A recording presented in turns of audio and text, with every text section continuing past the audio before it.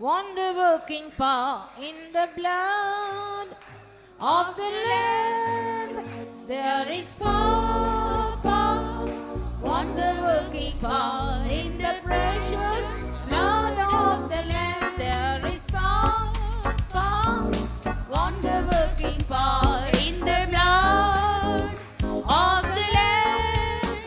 There is power, power, wonder-working power in the precious blood of the Lamb.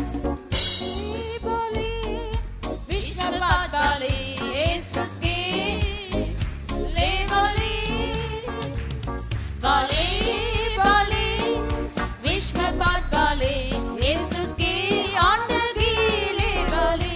வல்லமை உண்டு உண்டு அற்புத வல்லமை இயேசுவின் இரத்தத்தில்.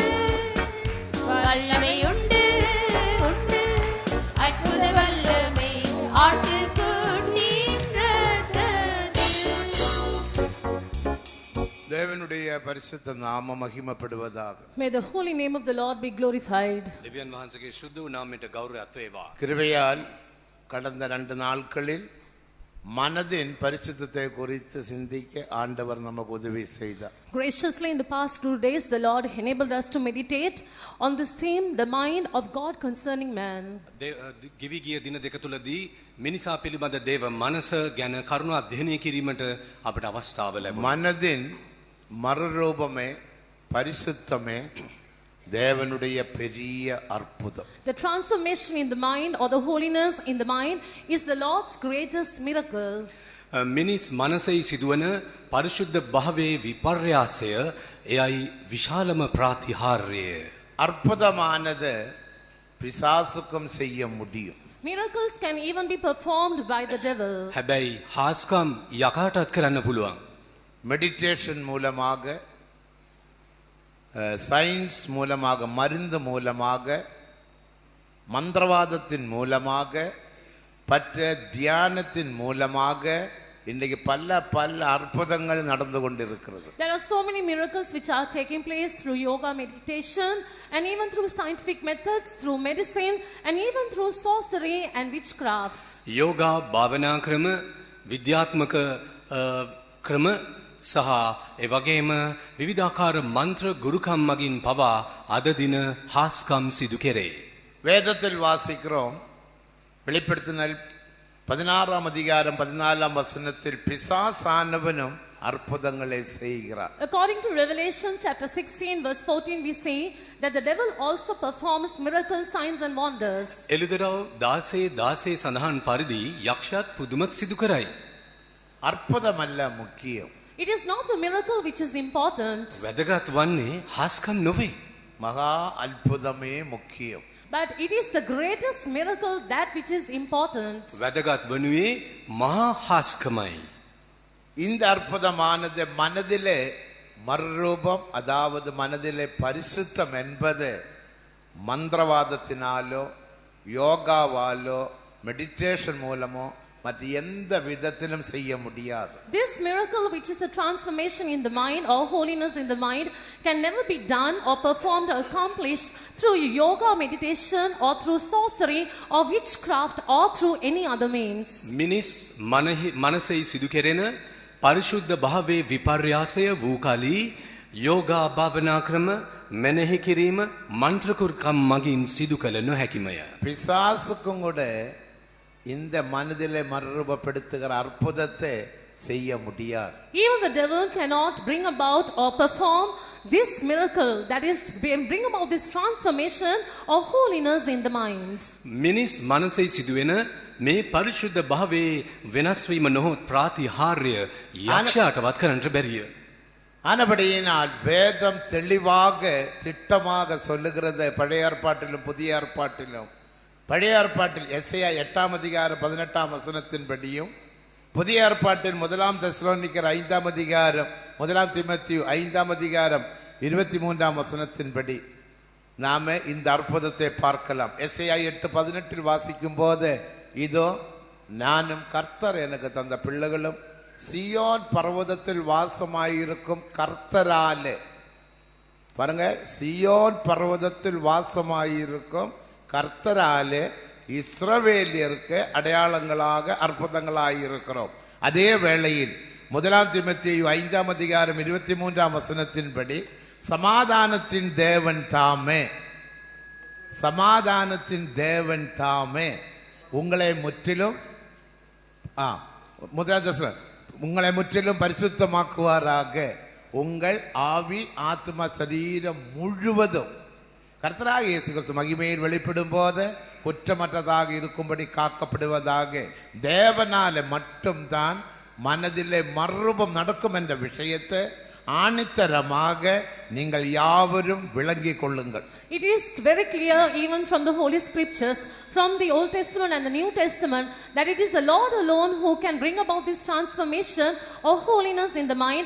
And we have evidence from the Scriptures, that is from the Old Testament, from Isaiah chapter 8 verse 18, which says, "Behold, I am the Lord whom the Lord hath given me, are for signs and for wonders in Israel, from the Lord of hosts which dwelleth in Mount Zion." And the evidence we have got from the New Testament is from 1 Thessalonians chapter 5 verse 23, which goes like this: "And the very God of peace sanctify you wholly, and I pray God that your whole spirit and soul and body be preserved blameless unto the coming of the Lord Jesus Christ." මිනිස් මනසෙහි සිදුවන මෙම ප්‍රාතිහාර්ය පිළිබඳව සනාථ කිරීමට පැරණ ගිවිසුමෙන්ද නව ගිවිසුමෙන්ද අපට සාධක ඇත. නිදසුනක් වශයෙන් යසාට වන පරිච්ඡේදය 18 වෙනි පදේ බලව මමද ස්වාමින් වහන්සේ මට දුන් දරුවෝද සියොන් කන්දේ වසන සේනාවල ස්වාමින් වහන්සේ කෙරෙන් ඊශ්‍රායල්ට ලකුණුද පුදුමද පිණිසව සිටිමු. එමෙන්ම පළවෙනි තෙසලෝනික 5 වෙනි පරිච්ඡේදයේ 23 වෙනි පදේ සඳහන් වන්නේ දෙවියන් සමාදාන දෙවියන් වහන්සේම නුඹලා සහ මුලින්ම පවිත්‍ර කරන සේක්වා නුඹලාගේ මුළු ආත්මයත් ප්‍රාණයත් ශරීරයත් අපගේ ස්වාමී යේසු ක්‍රිස්තුස් වහන්සේගේ ඊමේදී නිදොස් තිබෙන ලෙස ආරක්ෂා කරනු ලැබේවා. මේ සියල්ල මගින් ස්ಫುಟවන්නේ තවදුරටත් මිනිස් මනසෙහි ජීවිතවල සිදුවන ඒ වෙනස් වීම පිළිබඳවයි. ஆனபடியினால் எங்கேயோ ஒரு அற்புதத்தை பார்த்த உடனே ஓடி போகாதீங்க. So therefore, wherever in some place you may see a wonder or a miracle being performed, don't just go behind it. ඒ නිසා කිසියම් තැනක හාස්කම් සිදු වෙනවා නම් ඔන්න හාස්කම් වෙනවා කියලා දුවලා යන්න එපා. நமக்கு வேண்டிய அற்புதம் மனதிலே மறுரூபம். The most essential miracle that we need is the transformation in the mind. අත්‍යවශ්‍ය ප්‍රාතිහාර්ය වූ කලී මිනිස් මනසෙහි සිදුවන වෙනස් වීමේ ක්‍රියාවලියයි. மறுரூபம் என்று சொன்னால் இந்த நாட்களில் நாம் சிந்தித்த விஷயத்தின்படி, when you say transformation, according to the things that we meditated upon in these days, වෙනස් වීමේ ක්‍රියාවලිය පිළිබඳව පසුගිය දිනවල අප මෙනෙහි කළ පරිදි மாம்சத்தின்படி ஆசை இல்லாமல், வாஞ்சை இல்லாமல், எழுச்சி இல்லாமல், இல்லாவிட்டால் இச்சை இல்லாமல் ஜீவிக்கிற ஜீவியமே மகா பரிசுத்தம். it is the life which is called the most holy life, that you live physically or carnally without any affections, without any desires, without any emotions, or in other words, without any lust at all. මෙම ජීවිත කාලය තුලදී මෙම මාංශයේම ආශා තෘෂ්ණා ආදීන් තොරව ජීවත් වීමට හැකිවන්නේ නම් එය අති ශුද්ධ ජීවිතය වේ. தேவனுக்கு மகிமை. Glory be unto God. දේවයන් වහන්සේට ස්තුතියි.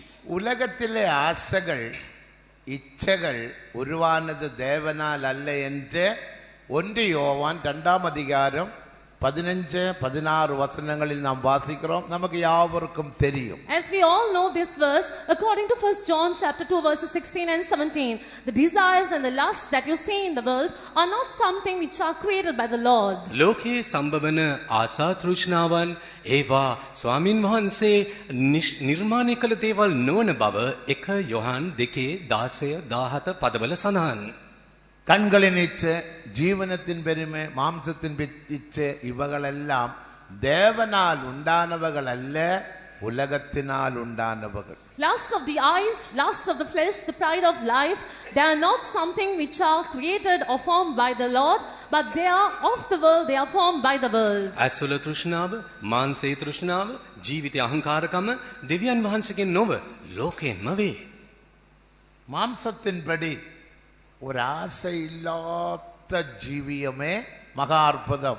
அப்படி ஜீவிக்க முடியும் என்று விசுவாசிக்கிறவங்க கரங்களை உயர்த்தி ஒரு 3 அல்லேலூயா It சொல்லுங்கள். is the most holy life that you live in this physical body without any desire or lust. And those who believe that it is possible for you to live such a life, raise your hands and shout a hallelujah. ආසා තෘෂ්ණාවන් වලින් තොරව මේ මානසික මේ මාංශේ අපිට පරිසුද්ධ ජීවිතය ගත කරන්න පුළුවන් නම් ඒ අතිශුද්ධ ජීවිතය යන්න විශ්වාස කරන සියලු දෙනා තුන්වරක් හලෙලුයා කියන්න.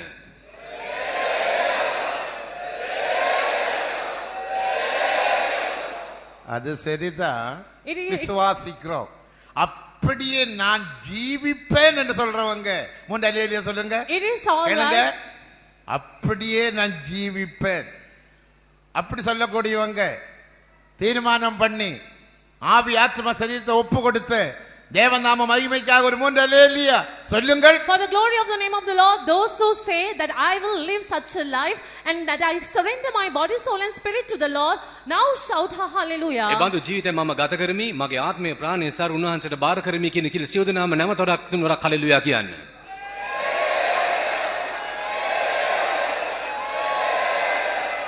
பலருடைய கரங்கள் உயரவில்லை. The hands of many people were not raised up. බොහෝ දෙනාගේ අත ඉහළට ගියේ නැත. கேட்டால் மட்டும் போதாது. It's not sufficient hearing what we say. අප කියන දේ ශ්‍රවණය කිරීම පමණක් නොසැහේ.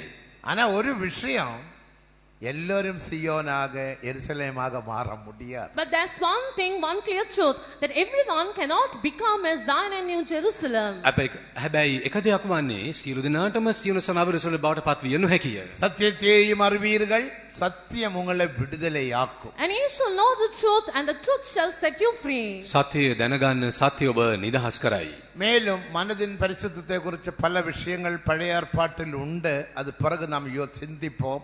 இன்றைக்கு இந்த மகா பரிசுத்தத்துக்காக ஆண்டவராகிய இயேசு கிறிஸ்து என்ன செய்தார்? Furthermore, there are many more things about this transformation in the mind from the Old Testament. But now, at this moment, let us think as to what our Lord Jesus has done for the transformation in the mind to take place. මිනිස් මනසේ සිදුවන මෙම වෙනස් වීමේ ප්‍රාතිහාර්ය පිළිබඳව පැරණි කිව්සමේ නොයෙකුත් දේ සඳහන් වුවත් නව කිව්සමේ යේසුස් වහන්සේ පිළිබඳව කියා ඇත්තේ කුමක්දයි බලමු. அடுத்த ஒரு விஷயம், நாம் என்ன செய்ய வேண்டும்? And the next matter is, what should we do? දෙවනුව අප කළ යුත්තේ කුමක්ද? இனி 2 நாள் வேத பாடம் மட்டும்தான். It's just Bible studies of 2 days. තවක් ඉතුරු ඇත්තේ දින දෙකක බයිබල් පාඩම් இந்த පමණි. விஷயங்கள் தேவ சித்தத்தின்படி நாம் ஆராய்வோமா. So let us meditate and search the scriptures on these things in these days according to the will of God. මේ නිසා මේ දිනවල මේ පිළිබඳව දේව කැමැත්ත ගැන කරුණු අධ්‍යයනය කරමු. முதலாவது, கர்த்தராகிய இயேசு கிறிஸ்து கல்வாரியில் யாவற்றையும் செய்து முடித்தார். First of all, Jesus accomplished or finished everything on the cross of Calvary. ප්‍රථමයෙන්ම Calvary කුරුසියේ යේසුස් සමිඳුන් සියල්ලම සමාප්ත කළ වගයි. அதுதான் எபேசியர் 5ஆம் அதிகாரம் 26ஆம் வசனம். And the verses from Ephesians chapter 5 verse 26. එපිස 5:26. இந்த வசனம் நமக்கு யாவருக்கும் தெரியும். We all know this verse. මේ පදේ අප හැම දෙනාම දනිමු. கரைதிரை முதலானது ஒன்றுமில்லாமல் பிழையற்றதுமான மகிமையுள்ள சபைக்காக தம்மை தாமே ஒப்பு கொடுத்தார். That he might present it to himself a glorious church, not having spot or wrinkle or any such thing, and that it should be holy and without blemish. සභාව ශුද්ධව කැල්ලක රැළිය බඳියක් නැතුව තේ ජාන සභාවක් වශයෙන් ඔප කිරීමට හැකි වන පිණිස.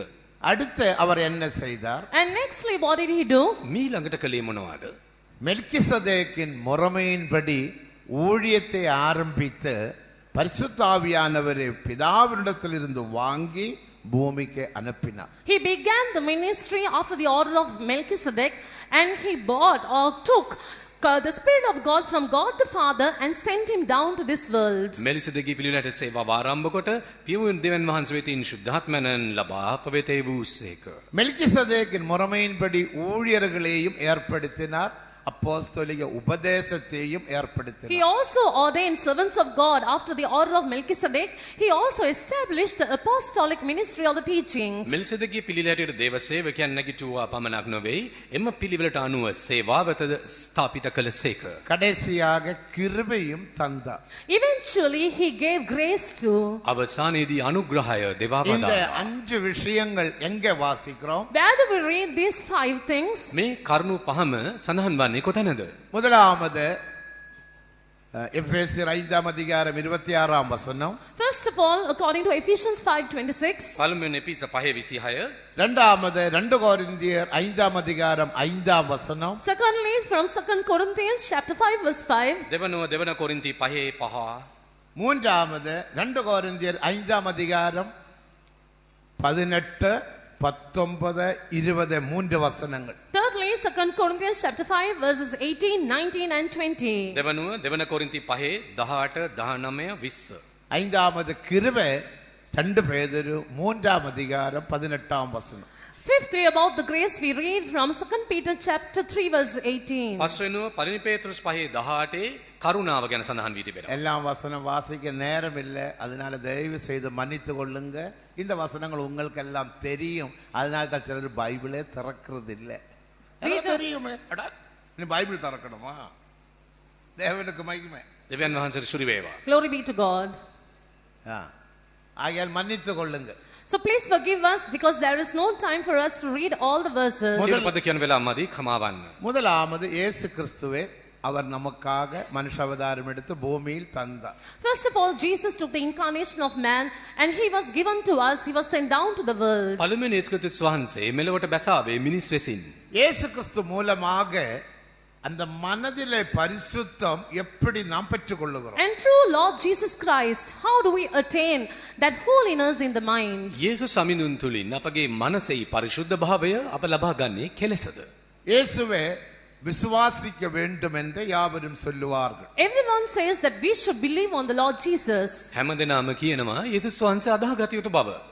எசையா 45ஆம் அதிகாரம் 22ஆம் வசனத்தை வாசிக்கும் பொழுது When we read Isaiah chapter 45 verse 22, යෙසා 45:22 කියවද්දී பூமியின் எல்லையெங்கும் உள்ளோரே என்னை நோக்கி பாருங்கள், அப்பொழுது ரட்சிக்கப்படுவீர்கள், நானே தேவன், வேற ஒருவனும் இல்லை. look unto me and be ye saved all the ends of the earth, for I am God and there is none else. මා වෙතට හැරී ගැලවියල්ලා පොළවේ සීමාවල සිටින සියල්ලෙනි මක් නිසාද මම දෙවියන් වහන්සේ වෙන කෙනෙක් නැත. மேலும் அப்போஸ்தலர் நடபடிகள் 16ஆம் அதிகாரம் 31ஆம் வசனத்தை வாசிக்கும் பொழுது கர்த்தராகிய இயேசு கிறிஸ்துவில் விசுவாசி, அப்பொழுது நீயும் உன் வீட்டாரும் ரட்சிக்கப்படுவீர்கள். Furthermore, according to Acts of the Apostles chapter 16 verse 31, we read like this: you believe on the Lord Jesus Christ and you and your household shall be saved. තව දුරටත් ක්‍රියා 16:31 ඔව්හු කතා කොට ස්වාමී යේසුස් ක්‍රිස්තුස් වහන්සේ කෙරෙහි අදහ ගනින්න. එවිට නුඹ ගැලවෙන්නේය, නුඹද නුඹේ ගෙයි වැසියෝද එසේමයි කීවෝය. மேலும் மார்க் 1ஆம் அதிகாரம் 15ஆம் வசனத்தை வாசிக்கும் பொழுது Furthermore, when we read Mark chapter 1 verse 15, Mark 11:15 කියවද්දී காலம் நிறைவேறிட்டு தேவனுடைய ராஜ்யம் சமீபமாயிற்று, மனம் திரும்பி சுவிசேஷத்தை விசுவாசியும். the time is fulfilled and the kingdom of God is at hand. Repent ye and believe the gospel. කාලය සම්පූර්ණ විය, දෙවියන් වහන්සේගේ රාජ්‍ය සමීපය, පසුතැවිලි වී සුභාරංචි අදහ ගනිල්ලාය කීසේක. மனதிலே பரிசுத்தத்தை பெற்றுக்கொள்ள வேண்டுமானால் கர்த்தராகிய இயேசு கிறிஸ்துவையும் அவரால் தேவன் தந்த சுவிசேஷத்தையும் விசுவாசிக்க வேண்டும் என்ற இந்த வசனங்கள் மூலமாக நாம் விளங்கிக் கொள்ளுகிறோம். Through these verses we understand that if we are to attain that holiness in the mind, that we have to believe on the Lord Jesus Christ and the gospel he has given us. පරිශුද්ධ මනසෙහි පරිශුද්ධ භාවය ලබා ගැනීම සඳහා ප්‍රථමයෙන්ම යේසුස් ක්‍රිස්තුස් වහන්සේ පුදු ගැලුම්කාරය වශයෙන් පිළිගෙන ගැලවීම ලබා ගත යුතු බව පැහැදිලියි. இயேசுவை விசுவாசிக்க என்று சொன்னால் அர்த்தம் என்ன? What does it mean by believing on the Lord Jesus? ස්වාමී යේසුස් ක්‍රිස්තුස් වහන්සේ අදහ ගැනීම යන්නේ අදහස් වන්නේ நம்முடைய කුමක්ද? கன்வென்ஷன் கூட்டங்களில் குடிகாரனும் கூட ஜெபத்துக்கு முன்னுக்கு வருவா. There will be drunkards who will even come forward at the altar call viewing our conventions. අපේ රැස්වීම මාලාවලදී රැස්වීම නිමාවේදී අලුත් අයට යාඥා සඳහා ඉදිරියට කැඳවුම් ලැබෙනවා. நீ இயேசு கிறிஸ்துவை விசுவாசிக்கிறாய் கேட்டா, ஆமா விசுவாசிக்கிறேன், அதனால தான் நான் இங்க வந்தேன் அவன் சொல்லுவான். If we ask him, do you believe on the Lord Jesus? He says, yes, I believe on him and that's why I have come. ඔවුන්ගෙන් යමෙකුගෙන් ඇසුවොත් ඔබ යේසුස් ක්‍රිස්තුස් වහන්සේ අදහ ගන්නවද කියලා උන් කියව ඔය අදහ නිසා තමයි ආවේ. அவனுக்காக ஜெபிக்கிறோம். And we pray for him. ඔව් වෙනවා අපි යාඥා කරනවා. அவன் மறுபடியும் குடிக்கிறான். And once again he goes back to drinking. නැවත වරත් බේබදුකමට හැරියනවා. அடுத்த நாளிலும் வர்றான். He will come again. ඊළඟ දවසේත් පැමිණෙනවා. நேற்றைக்கு வந்தேன் ஜெபித்தேன், நீ குடிச்சீங்களா? ஆமா குடித்தேன். We will ask him on the second day, you came yesterday and we prayed for you, did you go back and drink again? He says, yes, I drank. ඔබ ඊයේ ආවා නේද? අද බිව්වද? ඔව් අදත් මත්පැන් පානය කළා. ஏட குடித்தேன்? Why did you drink? ඇයි අද බිව්වේ? ஐயா நான் குடிக்கிறதோ இல்லையோ இயேசு கிறிஸ்துவை விசுவாசிக்கிறேன் அவ்வளவுதான். He will say, sir, whether I drink or not, that is not the matter, but I believe on the Lord Jesus. මහත්තයෝ මම අඩියක් ගෙව්වත් නැතත් ඒක ප්‍රශ්නයක් නෑ. මම යේසුස් වහන්සේ අදහනවනේ. பலமாக நெஞ்சில் அடிப்பா. He will go on smiting his chest very loudly, very fast. පපුවට හයියෙන් ගසා ගනිමින් ඔහු පාපොච්චාරණය කරයි. இன்றைக்கு நமது அநேக விசுவாசிகளும் இதே பலவீனத்தில் காணப்படுகிறபடியினால், இதே நிலவரத்தில் காணப்படுகிறபடியினால், மகா பரிசுத்தமான மனதிலே பரிசுத்தத்தை பெற்றுக்கொள்ளாமல் பலவீனமாகிய விசுவாசத்திலும் பலவீனமாகிய பரிசுத்தத்திலும் காணப்படுகிறார்கள். Today many of our believers, since they too are found in the same state and condition, they are not able to attain that most holiness or the transformation in their mind, and they are seen weak in their faith and weak in holiness. අද බොයදිලිවන්තයන් මේ තත්ත්වය පසුන බැවින් ඔවුන්ගේ මනසෙහි ඒ පරිශුද්ධභාවය ලබා ගැනීමට නොහැකිව සිටිනවා. ඔවුන් ආදහිලෙන් දුර්වලයි, ශුද්ධකමින් දුර්වලයි. தெய்வீக சுகத்தில் நாம் விசுவாசிக்கிறோம். We believe on divine healing. දිව්‍ය සුවය ගැන අපට විශ්වාසයක් තියෙනවා. விக்கிரகங்களை வணங்க மாட்டோம். We don't worship idols. අපි රූප වන්දනාවේ දෙන්නේ නැහැ. இப்படி தகாத காரியங்களை செய்ய மாட்டோம். So in this manner we don't do things which are not suitable for us. මේ අයුරින් අපට නුසුසු දේවල් අප කරන්නේ නැහැ. தெய்வீக சுகத்தை விசுவாசிக்கிற நீ வியாதி வருகிற வேளையில் மருந்து எடுக்கிறாய். காரணம் என்ன?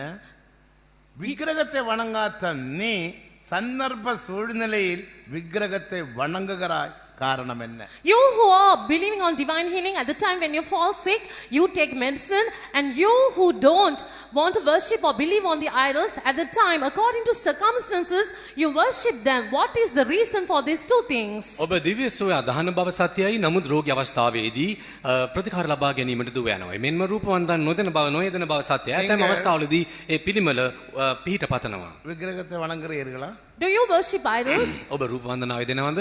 இன்றைக்கும் கூட வணங்கி வந்து இருக்கிறீர்கள். Even today you have come here after worshipping those idols. අදත් ඔබ මෙහෙට ආවේ පිළිමලට නමස්කාර කරලයි.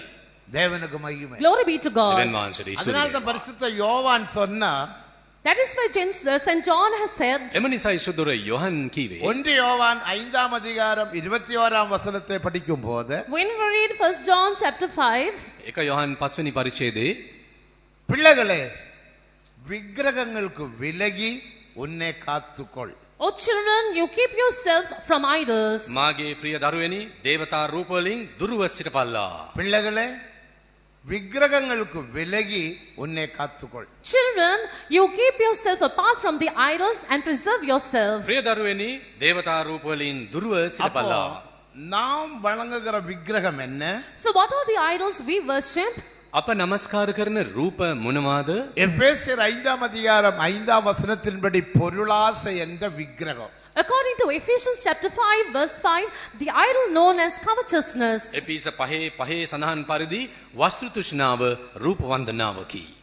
1 சாமுவேல் 15ஆம் அதிகாரம் 26ஆம் வசனத்தில் வாசிக்கிறதான அந்த கோபங்களும் மூர்க்கங்களும், According to 1 Samuel chapter 15 verse 23, we see that the idols are wrath and anger.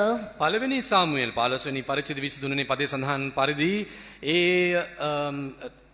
කෝපය, තිත්තකම, මුරණ්ඩුකම මේ සියලු රූප වන්දනාවට සමාන කර තිබෙනවා. விதமாக 5 விதமான விக்கிரகங்களை நாம் வணங்குகிறோம். So in this manner we worship 5 different kinds of idols. මේ නිසා රූප වර්ග පහකට අපි නමස්කාර කරන්නෙමු. தேவனுக்கு மகிமை Glory உண்டாகட்டும். be to God. දෙවියන් වහන්සේට ස්තුති. 23 1 சாமுவேல் 15ஆம் அதிகாரம் 23ஆம் வசனத்தை வாசிக்கும் போது, When we read 1 Samuel chapter 15 verse 23, එක සාමුවෙල් 15 23 කියව බලද්දී இரட்டகம் பண்ணுதல் பில்லி சூன்ய பாவத்திற்கும் முரட்டாட்டம் பண்ணுதல் அபபக்திக்கும் விக்கிரக ஆராதனைக்கும் சரியாய் இருக்கிறது. for rebellion is as the sin of witchcraft, and stubbornness is as iniquity and idolatry. කැරලිකාරකම පේන කීමේ පාපයටත් මුරණ්ඩුකම දේවතාවන්ා රූප ඇඳීමටත් සමානය. முரட்டாட்டம் பண்ணுதல், To be rebellious, මුරණ්ඩුකම, கோபிப்பது, to get angry, කෝපවීම, வீட்டில் சண்டை போடுவது, fighting at home. නිවසේ අඩ දබර ඇති කර எல்லாம் ගැනීම. நீ விக்கிரகத்தை வணங்குகிற பகுதி. These are all aspects of worshipping idols. මේවා රූප වන්දනාවට සමාන කොට ඇත. தேவனுக்கு மகிமை. Glory be to God. දෙවියන් වහන්සේට அதே ස්තුති වේ. வேளையில் இயேசு கிறிஸ்துவை நாம் விசுவாசிக்கிறோம். At the same time, we believe on the Lord Jesus. නමුත් මේ සමග මේ ක්‍රිස්තුස් වහන්සේ කෙරෙහි අදහගෙන ඉන්නවා. அதே போல இயேசுவை விசுவாசிக்கிறோம், மருந்தெடுக்கிறோம். At the same time, we believe on the Lord Jesus and still take medicine. ඒ ස්වංශය අදහගෙනම තමයි බෙහෙත් ගන්නෙත්. அதனால தான் மகா பரிசுத்த விசுவாசத்தில் வளர முடிகிறதில்லை. That is why it does not allow us to grow on that most holy faith. මේ නිසා ඊතා ශුද්ධ ඇදහිල්ල තුල වැඩි වර්ධනය වීමට නොහැකි වී சிலர்கள் ඇත. குடிக்கிறார்கள். Some people drink alcohol. සමහර අය බොනවා நாம் මත්පැන්. குடிக்கிற குடி என்ன? What is the thing that we drink? අපි පානය කරන මත්පැන් මොනවාද? நீதிமொழிகள் 20ஆம் வசனம் 20ஆம்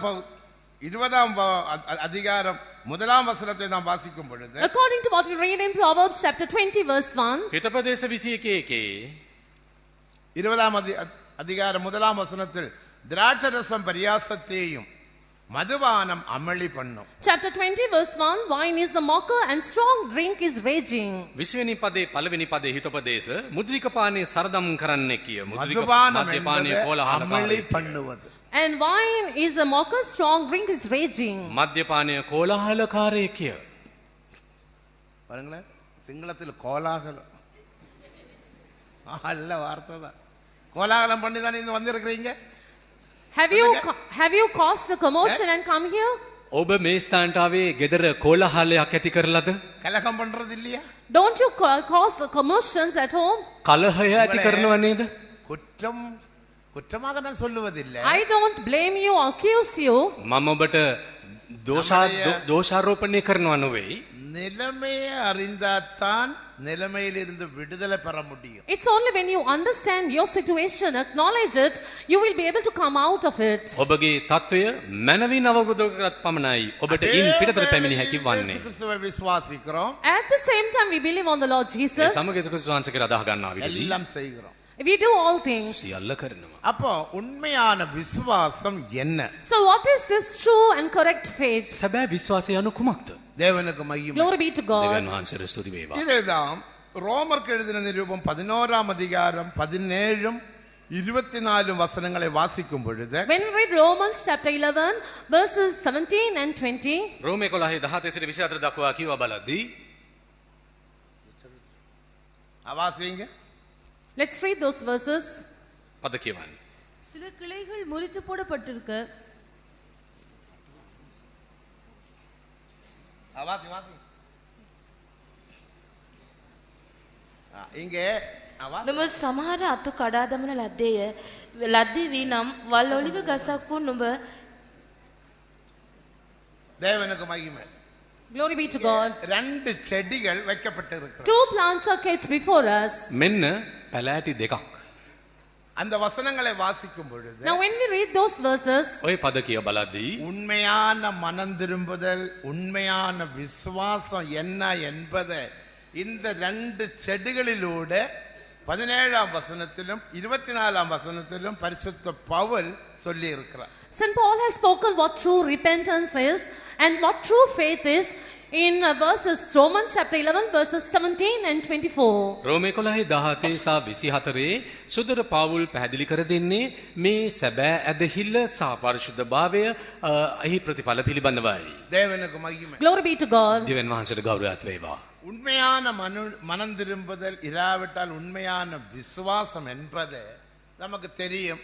கர்த்தராகிய இயேசு கிறிஸ்துவினுடைய கல்வாரி மரணத்தை விசுவாசித்து பாபத்தில் இருந்து பூர்ணமாக விடுதலையை பெற்று ஜீவிக்கிற ஜீவியம், பூர்ணமான விடுதலையை பெறுவோம் என்பது உண்மையான விசுவாசம் என்று நமக்கு தெரியும். We all know that true repentance or true faith is such that we believe on the sacrifice or the offering of Jesus on the cross of Calvary, and that through his sacrifice we can live a sinless life or get a deliverance completely over our life of sin, and that is what we know as a true repentance and attaining true faith. සැබෑ පසුතැවිල්ල සැදහිල්ල යනු කල්වරි කුරුසි පූජාව විශ්වාස කරමින් ඒ පූජාව තුළින් පසුතැවිලි වී උන්වහන්සේ පිළිගෙන එවැනි ජීවිතයක් ගත அந்த කිරීමයි. வசனத்தில் வாசிக்கும் போது When we read those verses, එම පද කියවා බලද්දී ஒன்றே காட்டு ஒலிவு மரம். We see a wild olive tree on this side. මෙන්න වල් ඔලිව පැලෑටියක්. நல்ல ஒலிவு மரம். And we see the good olive tree on the other side. හොඳ වල් ඔලිව ගසක්.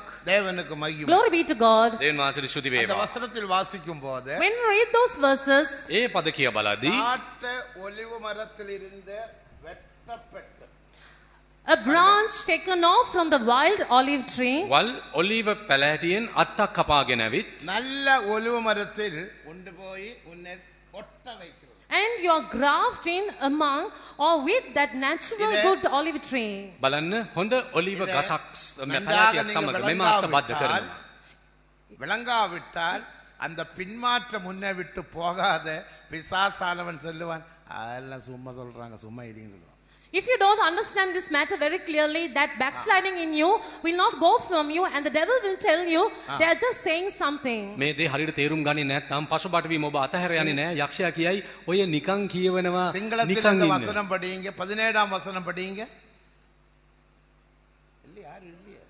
අතු කඩා දමන ලද්දේ වී නම් වල් ඔලිව ගසක් වූ නුඹ ඒවා අතරේ පාසනු ලැබ ඔලිව ගසේ සාරවත්කමේ මුලට පංගුකාරයෙක් වූයේ නම් அப்போ காட்டொலிவு மரமாகிய உன்னை வெட்டி You who are a wild olive tree, you were cut off. වල් ඔලිව පැලෑටියෙන් ඔබ කපාගෙන ඇවිත් அடுத்த பகுதி நல்ல மரத்தில் ஒட்ட வைக்க வேண்டும். And you are grafted with the good olive tree. හොඳ ඔලිව පැලෑටිය සමග බද්ධ කරන ලදී. இனி உன்னுக்கு தேவையான ஜீவன் இந்த நல்ல ஒலிவு மரமாகிய வேருக்கும் சாரத்துக்கும் நீ பங்குள்ளவனாக காணப்படுகிறாய். And when you are grafted with the good olive tree, you partake of the goodness that is seen in that good olive tree. දැන් මේ හොඳ ඔලිව පැලෑටියට පාසුන් ලැබ සිටින විටදී මේ ඔබට එහි ඒ පැලෑටියේ සාරවත්කම සහ ජීවය ලැබෙනවා. இன்றைக்கு சம்பவிக்கிறது என்ன? But what is happening today? නමුත් අද සිද්ධ වන්නේ කුමක්ද? கர்த்தராகிய இயேசு கிறிஸ்துவ விசுவாசி You believe on the Lord Jesus, යේසුස් ක්‍රිස්තුස් වහන්සේ කියලා අදහගන්න. அவர் உன்னை ஆசீர்வதிப்பார். and He shall bless you. උන්වහන්සේ ඔබට ආශිර්වාද කරනවා ඇති. சுகத்தை தருவார். He shall give you healing. ඔබට සුවය දෙනවා ඇත. நீ அங்கே இருந்து வெட்டப்பட்டு வந்து வெளியே வர வேண்டாம். You don't have to just get cut off and come out from that එතනින් place. කපනු ලැබ ගෙනෙනු ලැබීම අවශ්‍ය නැහැ. அதனால்தான் அதே மரத்தில் இருந்து அவன் கொடி கட்டி பறக்கிறான். That is why in that same tree, being in that same tree, he is having flags and he's just flying off. එම නිසා එම පැලෑටියම කොඩි බැඳ සතුටු වෙනවා. இப்ப அவன் என்ன சொல்லுகிறான்? And what does he say now? දැන් කියන්නේ මොනවද? விசுவாசிக்கிறோம். I believe on the Lord යේසුස් Jesus. වහන්සේ අදහනවා. இயேசு எங்கள்ட்ட வியாதிக்கு சுகத்தை தந்தார். And Jesus has given me healing from my sickness. උන්වහන්සේ මගේ රෝග සුව කළා. இயேசு எங்களை ஆசீர்வதித்தார். And Jesus has blessed me. උන්වහන්සේ අපට ආශිර්වාද முந்தி කළා. எனக்கு வீடு இல்ல. I did not have a house before. පෙර මට නිවසක් நான் නැහැ. இயேசுவை விசுவாசித்தேன். I believe on the Lord Jesus මම යේසුස් වහන්සේ Christ. විශ්වාස எனக்கு කළා. வீடு கிடைச்சது. Now I've got a house. දැන් ලස්සන ගෙයක් எனக்கு තියෙනවා. வேலை இல்லாமல் I இருந்தேன். did not have a job. රස්සාවක් තිබුණේ නැහැ. எனக்கு வேலை கிடைச்சது. See, I've got a job now. බලන්න හොඳ රස්සාවක් ලැබිලා තියෙන හැටි. நான் ஒன்று நகையை கலட்ட வேண்டிய அவசியம் இல்ல. நகை I don't have to remove my jewelry. මේ ආභරණ ගලවන්නේ කියලා නෑ. நான் என்ற வஸ்திரத்தை அதாவது பட்டு வஸ்திரத்தை ஒன்றும் கலட்ட வேண்டிய அவசியம் And இல்ல. there is no need for me to remove my, be away from my good saris, the costly saris. මගේ වෛවර්ණ සාරි අතහරින්න කියලා නෑ. நான் ஒன்று வேறுபட்டு ஜீவிக்க வேண்டிய அவசியம் இல்ல. There is no need for me to live a life of separation. වෙන්වීමේ ජීවිතයක් ගත කරන්න අවශ්‍ය නෑ. எனக்கு வீடு கிடைச்சது உண்மைதான். It is true indeed that I've got a house. ගයක් හම්බුන එක ඇත්ත තමයි. உண்ட வியாதி குணமானது It உண்மைதான். is true indeed that you're healed of your sickness. රෝගය සුව වුණා ඇත්ත තමයි. உண்ட வீட்டிலே பிரச்சனைகளுக்கு ஒரு விடுதலை வந்தது உண்மைதான். It is true that you have got a solution for all your family problems. ගෙවල් ප්‍රශ්න පවුල් ප්‍රශ්න විසඳුමක් ලැබුණා ஆனா ඇත්ත තමයි. எந்த வேரோட நீ சம்பந்தப்பட்டு காணப்படுகிறாய்? But you are still in connection with these same roots. නමුත් තවමත් ඒ වල් ඔලිව පැලෑටි மறுபடியும் මුල්ලට සම්බන්ධයි. காட்டொலிவு மரத்தோட நீ ஐக்கியப்பட்டு கொண்டிருக்கிறாய்.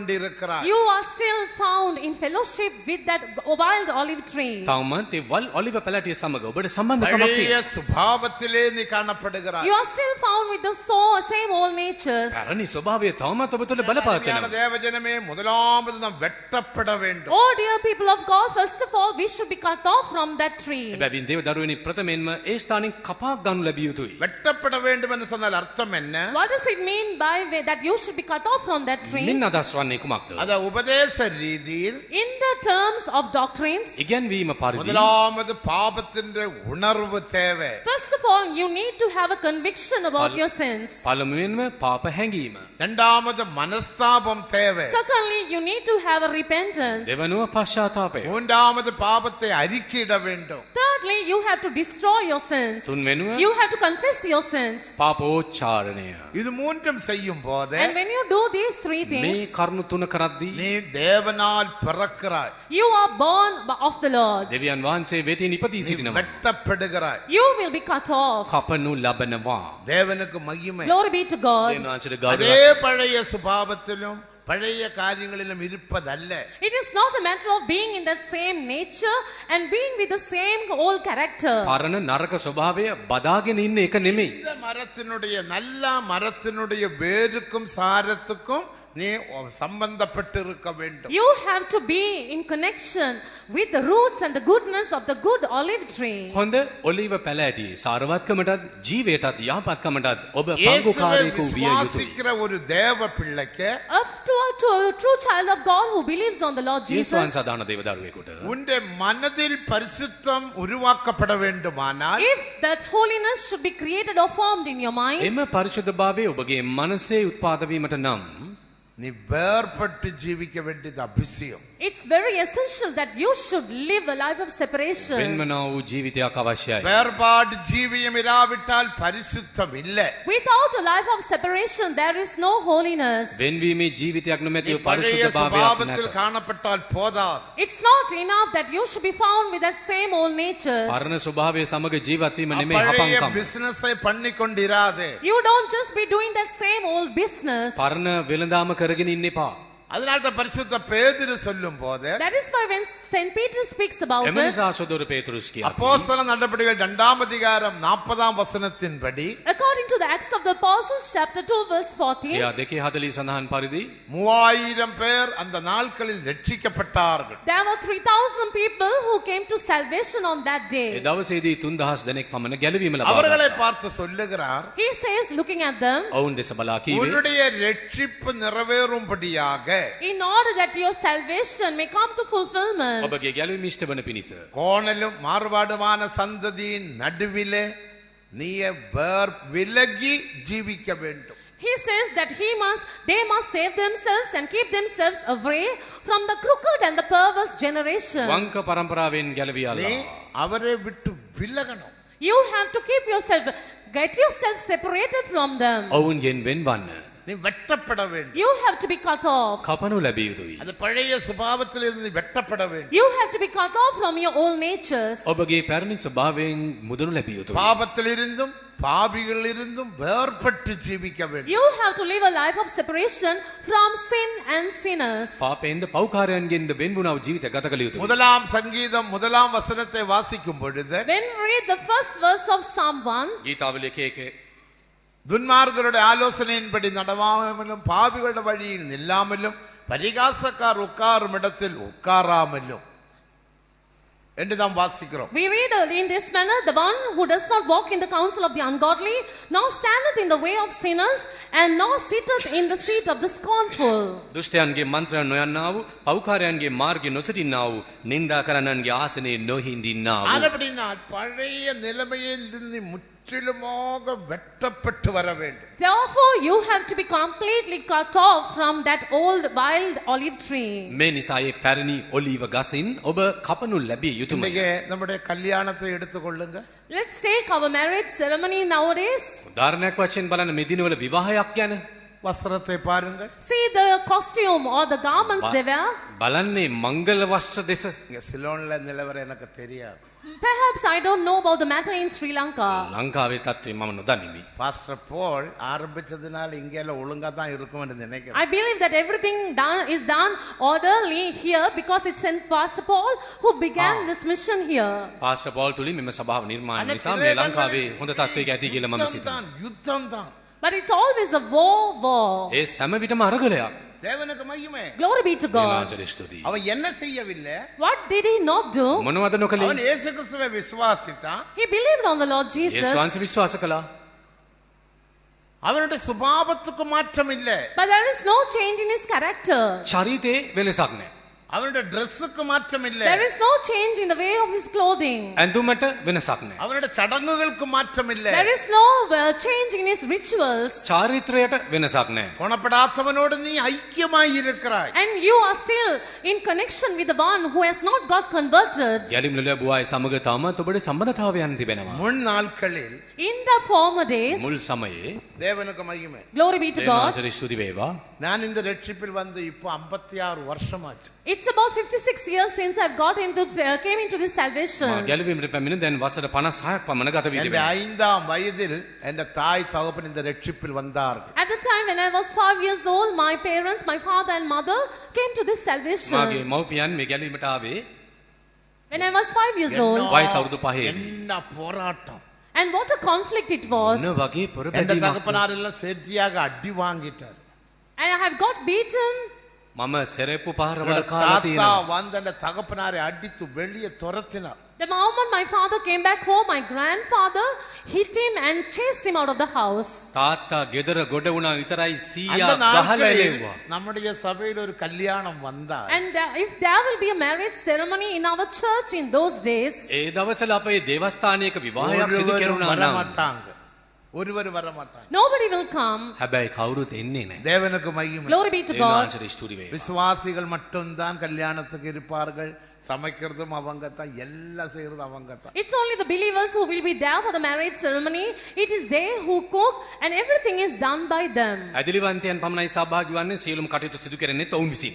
நல்ல வேறுபாடு ஜீவியம் இருந்தது. There was a good life of separation in those days. මොන වගේ වෙන්වීමේ ජීවිතයක් யாருடைய තිබුණාද ඒ கல்யாணத்துக்கு කාලේ. நம்மை கூப்பிட மாட்டார்கள். And others will not even invite us for their marriage ceremonies. සෙසු අය ඔවුන්ගේ විශේෂ සාධයන් වලට අප ஆனால் කැඳවන්නේත් නැහැ. இப்பொழுது பாருங்க. But look at it nowadays. නමුත් මේ இப்ப දිනවල உங்களோட வீட்டுல கல்யாணத்துக்கு யாருதான் முன்னுக்கு நிப்பாங்க? Who will be on the forefront during the marriage ceremonies in your homes? ඔබගේ නිවෙස්වල විවාහ කටයුතු සිදු කරද්දී කවුද ඉදිරියෙන් முந்தி ඉන්නේ? ஊழியக்கார் நிப்பாங்க. First, in the former days, it will be the servants of God who will be on the forefront. මුල් සමයේ ඉදිරියෙන් ඉන්නේ දේව සේවකයන්. இப்பொழுது But nowadays, දැන් ஏடா නම් இந்த தோரணம் கட்டினது? தோரண் தானே? there will be so much of decoration in the houses. ඇයිද මේ තොරණ? பாஸ்டர் என்ற பெரியப்பாவுக்கு நான் கீழ்ப்படியும் பாஸ்டர், பெரியப்பாவை திட்டுவாங்க பாஸ்டர், என்ற பெரியப்பா தான் பாஸ்டர், எனக்கு தேவன் ஆண்டு பாஸ்டர், நீங்க பின்னால போங்க pastor. When we inquire about the decoration that's done at the house, Yeah. they'll say, it's because of my uncle we had to do it. It's because of the uncle we had to do such things. And this is the kind of excuse they give. අනේ pastor මේ සැරසිලි ඔක්කොම අපගේ මාමා නිසා මාමා කියන විදිහට කරන්න සිද්ධ වෙලා සමා වෙන්න pastor.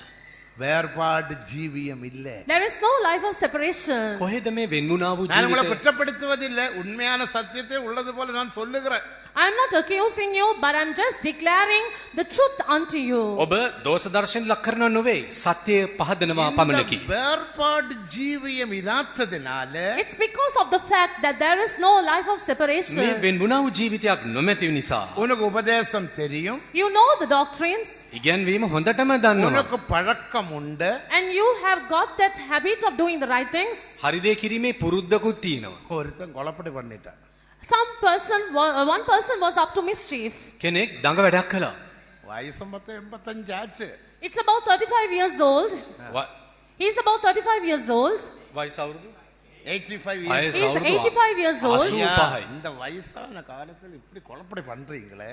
I asked him, when you're so old, 85 years old, why are you so much up to මම mischief? ඔහුගෙන් ඇසුවා වයස 85යි. ඇයිද මේ දඟකාරකම්?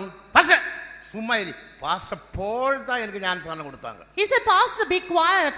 It's Pastor Paul who gave me baptism. Pastor නිකන් ඉන්නේ. මට බෞද්ධ සතුනේ පාස්ටර් පෝල්. ஓஹோ பாஸ்டர் போல் ஞானஸ்நானம் சொல்லும்போ நீ கொலப்படி பண்ணுன்னு சொல்லி தான் முக்கினாரா? So Pastor Paul, when he gave you water baptism, did he dip you in the water saying, you should be up to mischief? එතකොට පාස්ටර් පෝල් බෞද්ධ දුන් විටදී දියේ ගිල්වූ අවස්ථාවේදී නුඹ මින්මතු දඟ කෙරේවා කියලා දුන්නද? மனதில் பரிசுத்தம் இல்லை. There is no holiness in the mind. මනසේ පරිශුද්ධභාවයක් නැහැ. நான் வேதனைப்பட வேண்டிய விஷயம். So this is something over which we have to be grieved. මෙන්න මේ ගැන අපි ශෝකාලාපන ගන්න ඕනේ. தேவனுக்கு மகிமை. Glory be to God. දෙවියන් වහන්සේට நீ ගෞරවයක් වේවා. வெட்டப்பட்டு You have to be cut off. කපනු அதே ලැබ. பழைய சுபாவத்தில் எல்லாம் இருக்க வேண்டியது. You should not remain in that same old nature and character. ඒ පරණ ස්වභාවයෙන්ම රැඳී සිටීම නෙවෙයි. அந்த பேதுரு சொன்னா விலகிக்கொள். You have to completely separate yourself. This is what Peter says. ඔවුන්ගෙන් සම්පූර්ණයෙන්ම ගැලවෙන්න. நீ வெட்டப்பட்ட நல்ல ஒலிவ மரத்தில் கொண்டு ஐக்கியப்பட வேண்டும். You have to be cut off from the wild olive tree and graft in with the good natural good olive tree. වල් ඔලිව පැලෑටින් කපුන් ලැබ හොඳ ඔලිව அப்போ පැලෑටිය සමග පාසුන් ලැබිය යුතුයි. உண்மையான மனம் திரும்பினவர்கள் இயேசுவின் இரத்தத்தினால் மீட்கப்பட்டவர்கள் உண்மையான வேறுபாடு ஜீவியத்தில் ஜீவிப்பார்கள். The ones who have truly repented and the ones who are truly redeemed by the blood of Jesus will truly live a life of separation. සැබෑ පසුතැවිලි වූවෝ ඔවුන් යේසු ක්‍රිස්තුස් වහන්සේ තුළ වෙන් වුණා වූ ජීවිතයක් ගත කරන්න ඕය. பூமிக்குரிய ஆசீர்வாதம் பெறுவதல்ல ஒரு ஆசீர்வாதம். It's not a matter of receiving the earthly blessings which are your blessings. ශාරීරික ආශිර්වාදයක් ලබා ගැනීම නෙමේ හපංකම. உனக்கு கார் கிடைச்சது உண்மைதான். It's true that you have got a car. Car එකක් ලැබුණා හොඳ உனக்கு பணம் கிடைச்சது It is உண்மைதான். true that you have got money. සල්ලිත් හම්බුණා හොඳයි තමයි. அது ஆசீர்வாதம் அல்ல. But those are not the blessings. ඒවා නෙමේ ආශිර්වාද அது කියන්නේ. தேவனுடைய gift, தேவனுடைய தானம். Those are gifts of God or the alms given to you by God. ඒවා දෙවියන් වහන්සේ අපට දෙන දීමනා. சிலர் நினைக்கிறாங்க கொஞ்சம் 10 ரூபாய் வந்து அதுதான் ஆசீர்வாதம். Some people think the moment you get some 10 rupees in your hand, that is the blessing. සමහර හිතන්නේ රුපියල් 10ක් හම්බුනොත් ඒක තමයි ආශිර්වාදය. ஆசீர்வாதம் என்ன? But what is meant by blessing? ආශිර්වාදයෙන් අදහස් වන්නේ කුමක්ද? பரலோக சந்தோஷம், Heavenly joy, ස්වර්ගීය ප්‍රීතිය, தெய்வீக சமாதானம், divine peace, දිව්‍ය වූ සමාදානය, எல்லாவற்றையும் தாங்கக்கூடிய அன்பு, the love which is able to bear all things, සියල්ල දරා ගැනීමේ மகா ප්‍රේමය, பரிசுத்த விசுவாசமும் பரிசுத்தமும். most holy faith and holiness. ඊට අශුද්ධ ඇදහිල්ල සහ පරිශුද්ධ அதான் භාවය. தெய்வீக ஆசீர்வாதம். Those are the blessings of God. ඔන්න ඕවා තමයි දිව්‍ය தேவனுடைய ආශිර්වාද. ராஜ்யம் புசிப்பும் குடிப்பும் அல்ல. For the kingdom of God is not meat and drink. දෙවියන් වහන්සේගේ රාජ්‍යය වනායි කෑමත් බීමත් නොව. நீதியும் சமாதானமும் பரிசுத்தாவினால் உண்டாகும் சந்தோஷம். Righteousness, peace and joy in the Holy Ghost. ධර්මිෂ්ඨකමත් සමාදානය ශුද්ධාත්මයන් තුළ ප්‍රීතියත් වේ. பிரசங்கி என்ன சொல்லுகிறார்? What does the preacher say? දේශනාකාරයා කියන්නේ මොනවද? 3ஆம் அதிகாரம் 12ஆம் வசனத்தின்படி According to Ecclesiastes chapter 3 verse 19, දේශනාකාරය 3:19 சந்தோஷமாய் இருக்கவும் that we may be joyful, සතුටින් ඉන්න. உயிரோடு இருக்கையில் நன்மை செய்வதுமே அல்லாமல் உலகத்தில் வேற ஒரு நன்மையும் இல்லை. there is no other good thing on this earth than to do good things even while you are alive on this earth. යහපත්කම් කරමින් මෙලොව ජීවත් වීමටත් වඩා තවත් හොඳ දෙයක් තිබේද? எப்போது சந்தோஷமாய் இருக்கணும். We should be happy always. සැම විටම ප්‍රීතියෙන් උද්දාමයට පත් எப்போது වෙ සිටින්න ඕනේ. சந்தோஷமாய் இருக்கிறவங்க எத்தனை பேர் உண்டு? How many of you are here, those who are happy always? කී දෙනෙක් මෙතන ඉන්නවා සැම විටම සතුටින් ඉන්නවා ஏன் කියලා உங்களுக்கு කියන්න. சந்தோஷம் இல்ல? Why is it that you are now found without joy? ඇයිද සතුටක් නැත්තේ? சந்தோஷம் என்ற ஆசீர்வாதம் இல்ல. You don't have the blessing called joy. ප්‍රීතිය නැමැති உனக்கு பணம் ආශිර්වාදය නැහැ. இருக்கலாம், You may have money, සල්ලි නම් உனக்கு තියෙනවා. வாகனம் இருக்கலாம், you may have vehicle, ඔන්න වාහනයකුත් உனக்கு வீடு තියෙනවා. இருக்கலாம், you may have a house, ගියකුත් තියෙනවා. உன் பிள்ளைகள் நன்றாக படித்திருக்கலாம். maybe your children have got a good education, ඔබගේ ළමයි හොඳට அது ඉගෙනගෙනත් තියෙනවා. ஒன்றும் ஆசீர்வாதம் அல்ல. but none of those things are blessings. ඒවා නෙමේ ආශිර්වාද. அதெல்லாம் தேவனுடைய gift, தேவனுடைய தானம். These are all gifts from God to you. These are all alms given to you by God. ඒවා දෙවියන් විසින් දෙන ලද දායාදයන් எனக்கு පමණකි. தெரிந்த ஒரு ஹிந்து மனுஷனை பார்த்து I know about a particular man who is a Hindu. මම දන්නවා හින්දු ලබ්ධියට අයිති පුද්ගලයෙකු அவர் ගැන. ஒரு புது கார் வாங்கினார். He bought a new car. ඔන්න අලුත්ම අලුත් කාර් එකක් අරගෙන பின்னால் எழுதி இருக்கிறாரு, He has written it on the back, on the rear side of that car, පිටුපස ලියලා තියෙනවා God's gift. God's gift. දෙවියන්ගේ அப்ப දායාදයකි. என்ன காரை என்ன கொண்டு வந்து காட்டினார். He brought that car and showed it to me. මට ගෙනාවා කාර් එක ප්‍රදර්ශනය කරන්න. நான் சொன்னேன், ஐயா நான் காட்ஸ் கிஃப்ட்னு எழுதி இருக்கு, காட்ஸ் பிளெஸிங் தானே எழுதணும், I said, தேவ ஆசீர்வாதம் அல்லவா, அப்படிதானே எழுதணும் என்று கேட்டேன். I looked at him and asked him, you have written God's gift at the rear of the car. It shouldn't be God's blessing. Why did you write God's gift over there? මම ඔහුගේ ඇහුවා සහෝදරයා car එක පිටිපස්සේ ලියන්න ඕනේ දෙවියන් වහන්සේගේ ආශිර්වාදයකි කියලානේ.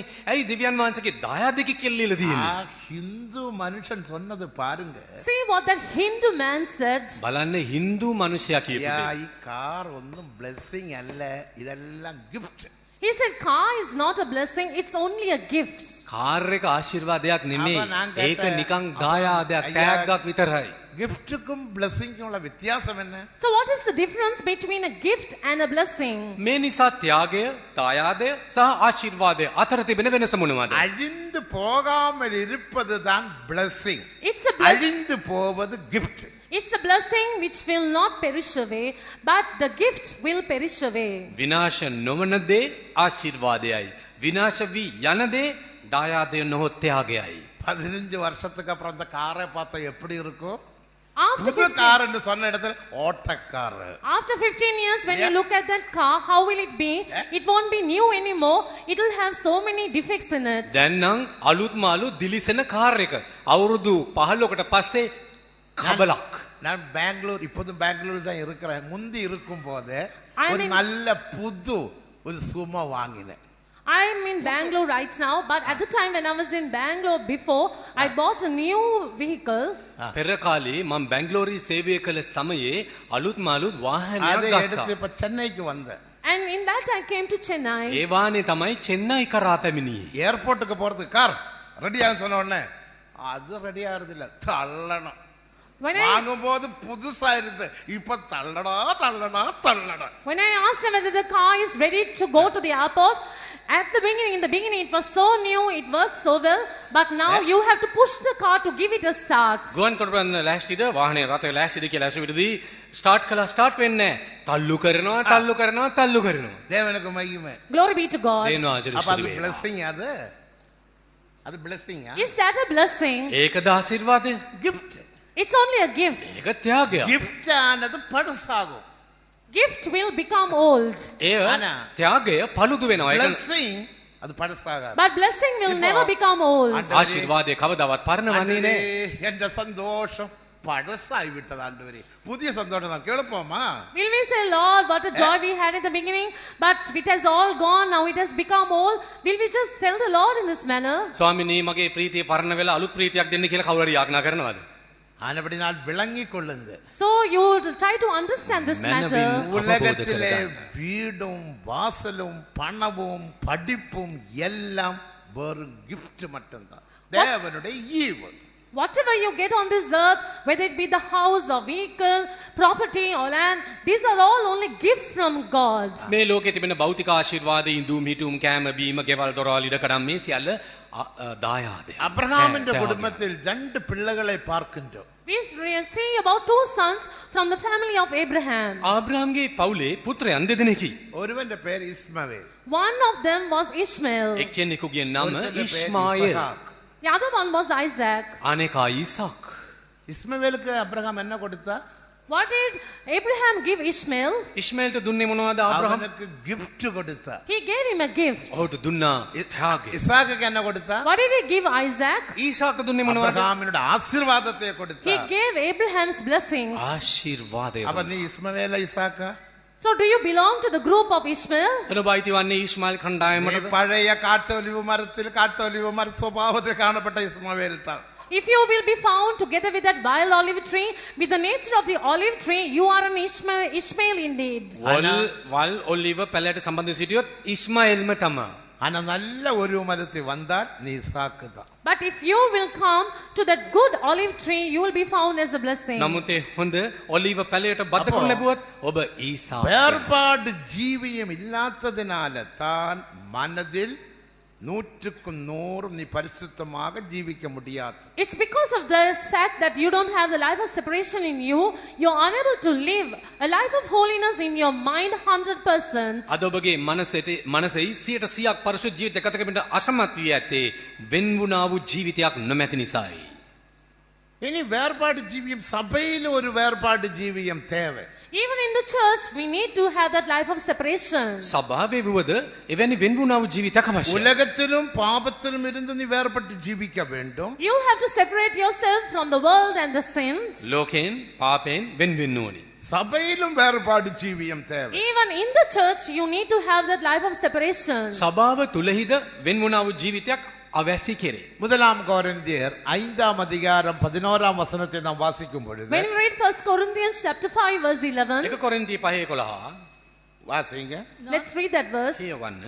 நான் உங்களுக்கு எழுதினது என்னவென்றால் ஆ. சகோதரன் சகோதரன் என்று எண்ணப்பட்டவன் ஒருவன் விபசாரக்காரனாயாவது விபசாரக்காரனாவது பொருளாசைக்காரனாவது விக்கிரகாராதனைக்காரனாவது உதாசீனாயாவது வெறியனாயாவது கொள்ளைக்காரனாயாவது அவனோட கலந்திருக்க கூடாது. அப்படிப்பட்டவனுடனே கூட புசிக்கவும் கூடாது. You should not even eat with them. ඒ බන්දෙකු සමග සමාගම් නොපවත්වනටද කෑමවත් නොකන්ටද දැන් නුඹලාට කියමි. But now I have written unto you not to keep company, if any man that is called a brother or a fornicator or a covetous or an idolater or a railer or a drunkard or an extortioner, with such as one, no, not to eat with them.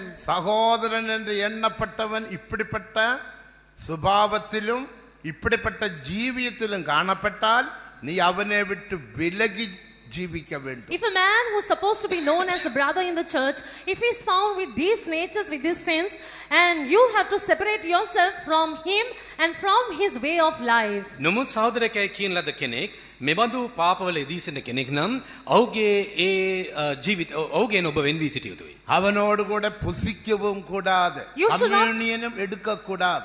அப்படிப்பட்டவர்களுக்கு தான் communion கொடுப்பதில்லை. You should not even eat with them, and such people are prohibited from taking communion, and that's why we don't administer communion to them. එබන්දෙකු සමග සමාගම් නොපවත්වන්න කියා තිබෙනවා. එබඳු අයට අපි රාත්‍රී භෝජන නොදෙන්නේ அவனோடு නිසා. ஐக்கியப்பட்டால் If you will have your fellowship with him, ඔබ ඔහු සමග පංගුකාරකම් පවත්වන්නේ නම් அவனுடைய துஷ்கிரியைகளுக்கும் சுபாவத்துக்கும் நீ பங்குள்ளவனாவாய் உன்னுடைய மனதை கரைப்பட்டு விடும். you will become a partaker of his evil and unholy nature and life, and your life will become defiled. ඔහුගේ දුෂ්ට ස්වභාවය, නපුරු ක්‍රියාදාමය මේ සියල්ලට ඔබ පංගුකාරයෙක් වන පමණක් නොවේ. ඒ තුලින් ඔබගේ මනස දූෂ්‍ය වූ තත්ත්වයටපත් වේ. ரகசியமாக கள்ளக்கடத்தெல்லாம் செய்வாங்க. There are some people who even do smuggling. සමහරුන් හොර රහසේ පැහැර ගැනීම හොරකම් කිරීම කරනවා. தவறு இல்லை என்று அவர்கள் நினைக்கிறார்கள். They think that it is not wrong at all. ඔවුන් සිතනවා ඒ වැරදි නැහැ කියලා. தேவனுக்கு மகிமை. Glory be to God. දෙවියන් වහන්සේට ස්තුති වේවා. அப்படிப்பட்டதான பிசினஸ் நமக்கு இருக்கவே இருக்கக்கூடாது. We should not be involved in such business. එවැනි ව්‍යාපාරික කටයුතු අපට සුදුසු නැහැ. அப்படிப்பட்டதான பணம் நமது வீட்டுக்குள் வரவே கூடாது. And the money that you earn through such way of life should not even come into our house. වැරදි ජීවන රටාවකින් ඔබ උපයා அந்த ගන්නා මුදල් பணத்தினால் நீ නිවසටවත් மட்டுமல்ல දෙන්න එපා. உன்னுடைய வீட்டாரும் சபிக்கப்பட்டவராகும் என்று வேதவசனம் சொல்லுகிறது. As a result of this, the word of God says you and your household will be in a cursed state. මේ ප්‍රතිඵලයක් වශයෙන් ඔබගේ නිවැසි අන්ද ශාපල තත්වයකට පත්වනවා ඇත. மேலும் முதலாம் 2 தெசலோனிக்கர் 3ஆம் அதிகாரம் 6ஆம் வசனத்தை வாசிக்கும் போது Furthermore, when we read 2 Thessalonians chapter 3 verse 6, දෙවන තෙසලෝනික 5:6 ஒழுங்கற்று நடக்கிற எந்த சகோதரனையும் விட்டு நீ விலகி ஜீவிக்க வேண்டும். it says that you have to separate yourself from any brother who lives a disorderly life. නුසුදුසු ජීවිතයක් ගත කරන සහෝදරයාගෙන් වෙන්වන්න කියා සඳහන් වෙනවා. ஒழுங்கற்று நடக்கிற சகோதரங்களும் சகோதரிகளும் Brothers and sisters who live a disorderly life. අපිල්ලිවෙලට හැසිරෙන සහෝදර සහෝදරියන්ගෙන් වෙන්වන්න. ஒரு உதாரணம் சொல்லட்டுமா? I shall tell you one example. இப்போ උදාහරණයක්. ஞாயிற்றுக்கிழமை காலை கூட்டம் 9 மணிக்கு என்று வைத்துக் கொள்ளுங்க. Let's say that the morning devotional service on Sunday is at 9 a.m. නිදසුනක් වශයෙන් සිතන්න ඉරිදා දේවමේ ආරම්භ වන්නේ පෙරවරු 9ට. நான் கேள்விப்பட்டிருக்கிறேன் பாஸ்டர் பால் 5 நிமிடம் முன்னாலே போய் உட்காருவார். பாஸ்டர் ஆல்வின் 10 நிமிடம் முன்னாலே போய் உட்காருவார். I've heard like this that Pastor Paul used to go and be in the presence of God on the mat 5 minutes before 9 o'clock for the service, and Pastor Alvin would be there 10 minutes before. දේවමේ ආරම්භ කිරීමට විනාඩි 5කට පෙර pastor Paul එහි ගොත් හිඳ ගන්නවා. Pastor ඇල්වින් විනාඩි 10ක් කඩලාව තියා ගොස් හිඳ ගන්නවා. பார்த்திருக்கிறேன் என்ன சின்ன வயதுல. At this time when I was small, I've pastor observed பாலை this. பார்த்தது இல்ல. මගේ බාලවියේදී මම දැකලා තියෙන பாஸ்டர் පාස්ටර් ஆல்வின் கூட்டத்துக்கு முந்தி வந்து உட்கார்ந்து ஒரு பெத்த பாய் இருப்பாங்க, அந்த பாயெல்லாம் சுருட்டி வீசுவாரு. அடுத்த பாய் கிழிஞ்ச பாயா இருக்கும், அதிலே உட்கார்ந்து அப்படியே 4 காலில் உட்கார்ந்து ஆண்டவரேன்னு ஒரு சப்தம் போட்டா பரலோகம் இறங்கும். பரலோகம் இறங்கும். ஓ லார்ட் பாருங்களே, பரலோகம் இறங்கும். കാരണം 10 நிமிடம் முன்னால தேவ சமூகத்தில் போய் உட்காரும். இப்ப நாம எப்ப வர்றோம்? 9 மணிக்கு கூட்டம், அதே பாட்டொക്കെ பாடி பாடி கொஞ்சம் சூடாகட்டும், சூடானதுக்கு அப்புறம் போயிடும். I've not seen Pastor Paul, but I've seen this about Pastor Alvin. He used to come 10 minutes before the service, and he will even roll away the mat that is put for him, and it'll be, the next mat will be a torn one, but he will sit on it, be erect on his knees, and he will cry out with such an amazing voice saying, "Oh Lord," and the presence of God just comes down. But when you take your matter, what will you do?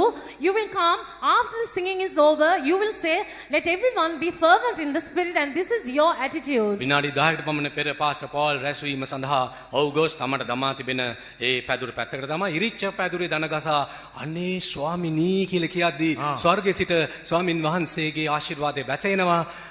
නමුත් අද අපි මොනවද කරන්නේ? අපි හිතනවා ගීතිකා කිය කිය රත් වුණාවේ. ඊට පස්සේ මම යන්නම්. தேவனுக்கு மகிமை. Glory be to God. දෙවියන් වහන්සේට ස්තුති වේවා. இன்னைக்கு நாம் எத்தனை மணிக்கு வருகிறோம்? At what time do we come today? අද අපි එන්නේ කීරද? 9:15க்கு தான் எழும்புவாங்க.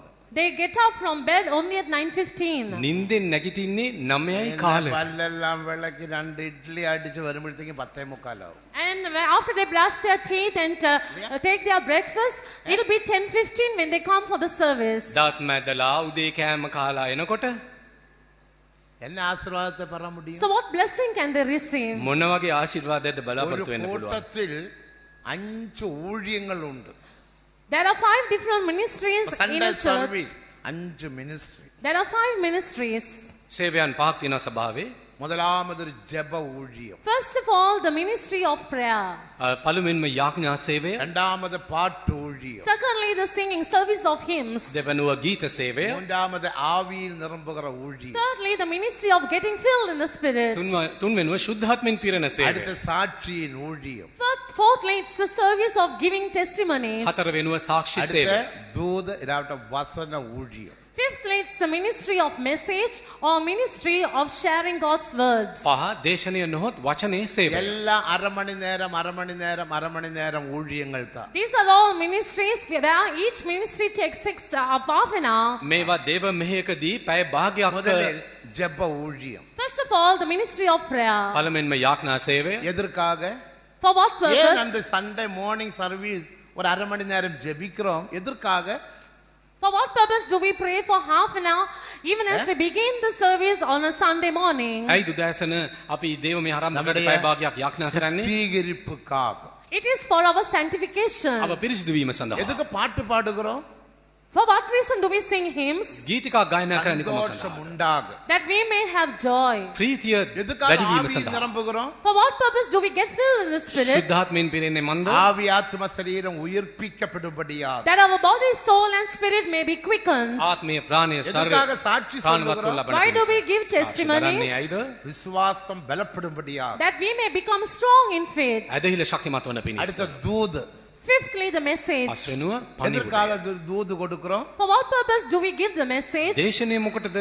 தேவனுடைய வழியில் ஜெயகரமான ஜீவியம் செய்யும்படியாக. In order that we may live a victorious life in the way of the Lord. ස්වාමින් වහන්සේගේ මාර්ගය ඔස්සේ ජයමිත ජීවිතයක් සඳහා. நீங்க ஆவியை நிரம்பி சாட்சி நேரத்தில் வந்தால் If you come at the time when you are supposed to get filled in the Spirit or during the time when the testimonies should be told, දැන් ශුද්ධාත්මෙන් පිරෙන වෙලාවේ නැත සාක්ෂි දරන වෙලාවේදී ඔබ உங்களுக்கு බැමිණියොත් சுத்திகரிப்பு பெறவில்லை, you did not have a sanctification, ඔබ පවිත්‍රකම් ලැබුවේ නැහැ. நீ சந்தோஷத்தை பெறவில்லை, you did not receive joy, ප්‍රීතිය ලබා ගත්තේ නැහැ. உயிர்ப்பிக்கப்படவில்லை.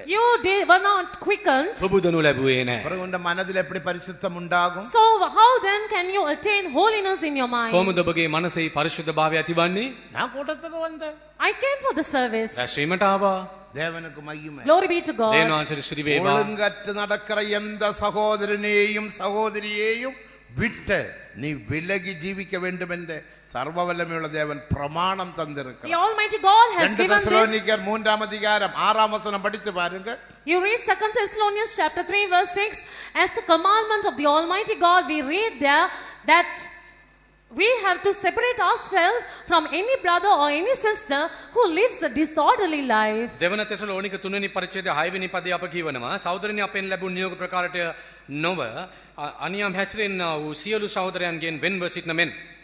தேவனுக்கு மகிமை. Glory be to God. යනාසුති වේවා. அடுத்த சபையில வேறுபட்டு ஜீவிக்க வேண்டியது பிலிப்பியர் 2ஆம் அதிகாரம் 14-15 வசனங்களை வாசிக்கும் போது Nextly, about this matter, about living a life of separation in the church, when we read from Philippians chapter 2 verses 14 and 15. මේ ළඟට පිලිපි 2:14-15 වෙන්මුණාව ජීවිතය ගැන.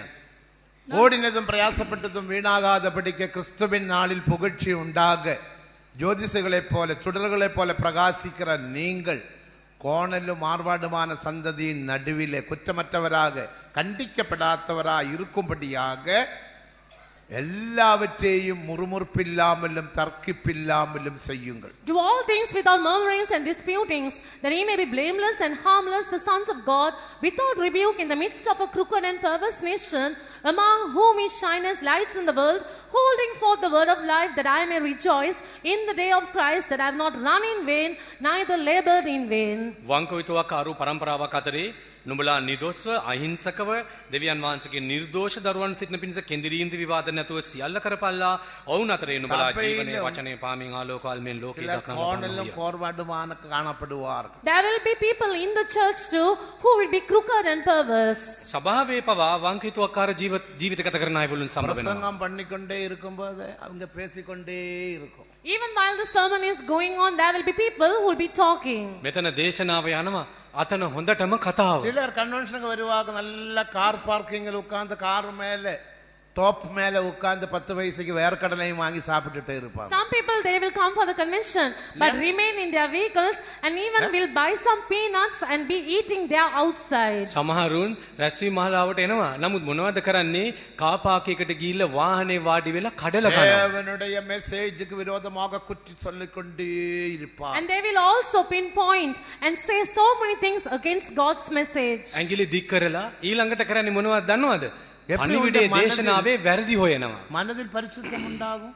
How can holiness be attained in your mind? කොහොමද මනසේ පරිශුද්ධභාවය ලබා ගන්නෙ? நம்ம தேவனை ஏமாற்றுகிற பகுதியை பாருங்க. See the way we deceive the Lord. බලන්න කොහොමද අපි දෙවියන් වහන්සේ රවට්ටන්නේ කියලා. மனதில் மகா பரிசுத்தம் உருவாக்கப்பட வேண்டுமானால் நீ இயேசு கிறிஸ்துவை விசுவாசிக்கிறேன்னு சொன்னால் மட்டும் போதாது, உண்மையான வேறுபாடு ஜீவியத்தில் ஜீவிக்க வேண்டும். If you are to attain most holiness in your mind, it's not only enough you believe on the Lord Jesus, you have to live a life of separation too.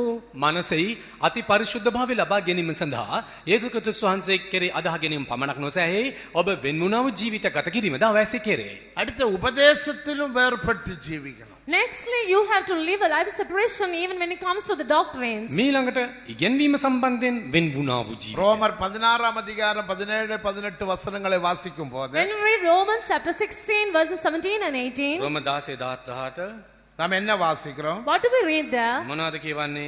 அன்றியும் சகோதரரை நீங்கள் கற்றுக்கொண்ட உபதேசத்துக்கு விரோதமாய் பிரிவினைகளையும் இடர்களையும் உண்டாக்குறவர்களை குறித்து எச்சரிக்கையாயிருங்கள்.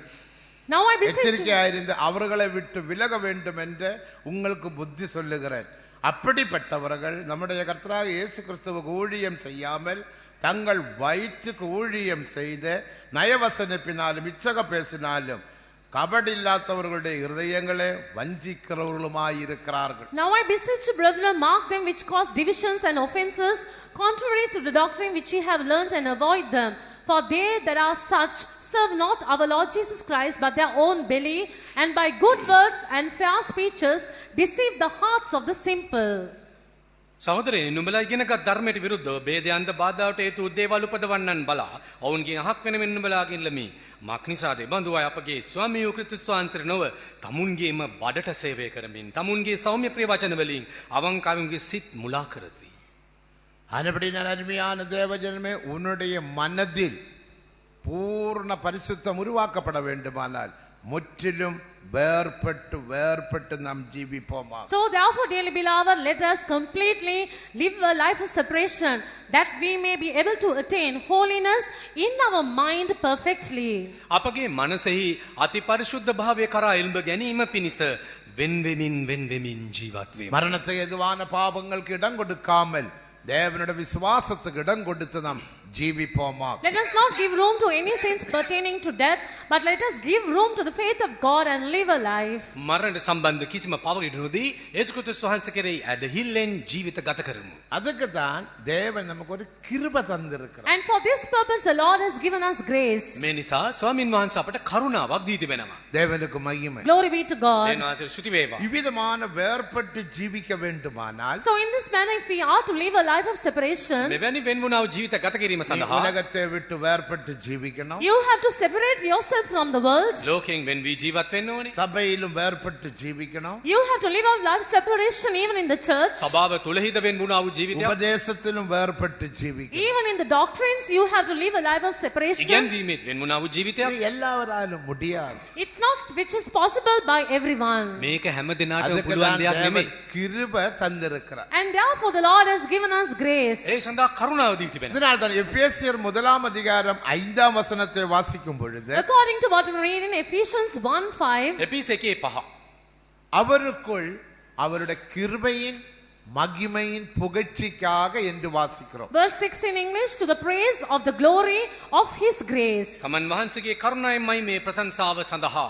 4 வசனத்தில் என்ன வாசிக்கிறோம்? What do we read in verse 4? 4 அன்பில் பரிசுத்தமுள்ளவரும் குற்றமற்றவருமாய் இருப்பதற்காக உலக தோற்றத்துக்கு முன்னமே கிறிஸ்துவில் நம்மை தெரிந்தெடுத்தார் என்று வாசிக்கிறோம். We read, according as He had chosen us in Him before the foundation of the world, that we should be holy and without blame before Him in love.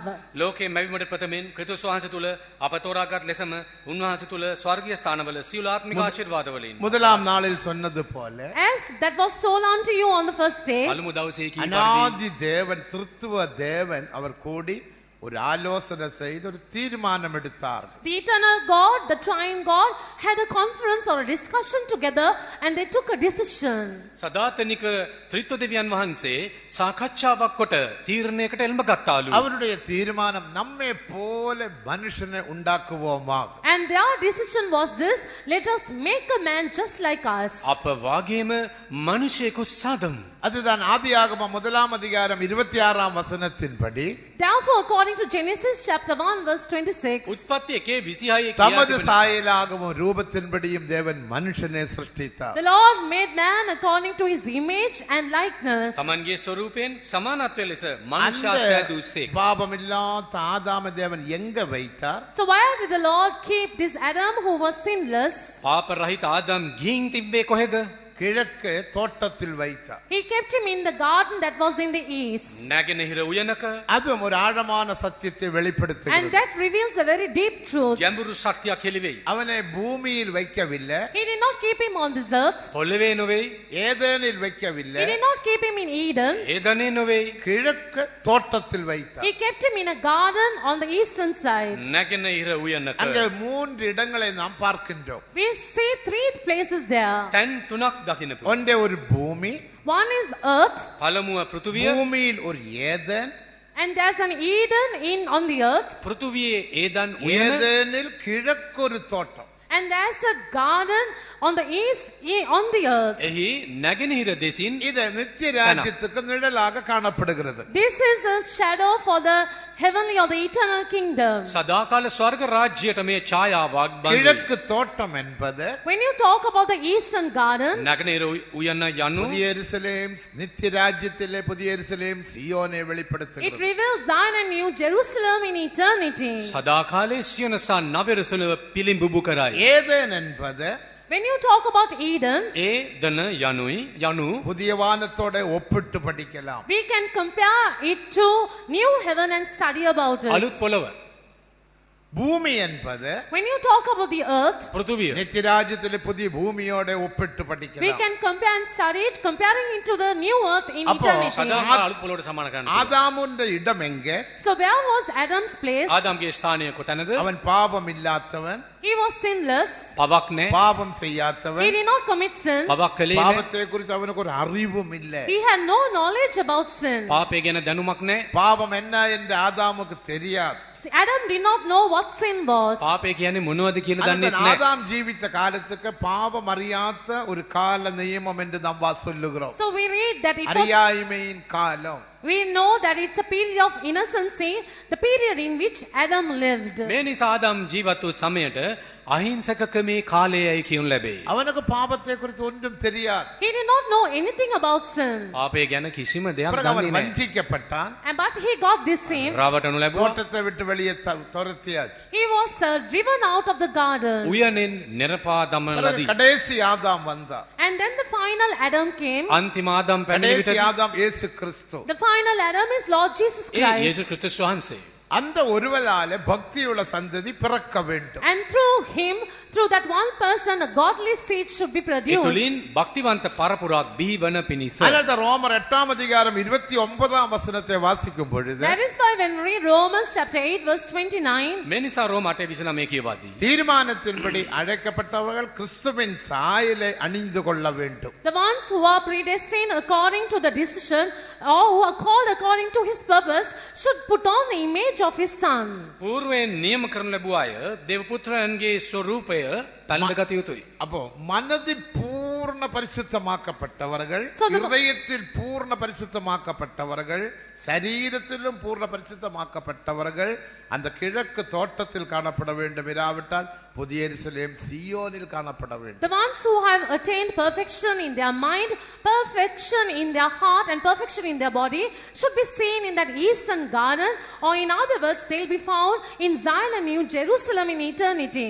මනසෙහිද හදවතෙහිද ශරීරෙහිද පරිශුද්ධභාවයේ උච්චතම පූර්ණත්වය කරා එල්බගත් ශාන්තවරයන් සුද්ධවන්තයන් අදකනා- ඔවුන් එම ආදාම් ඒ නැගෙනහිර දිසාවේ උයනේ සිටියාක් මෙන් නවරුසා සියෝනේ දක්ු ලැබිය යුතුයි.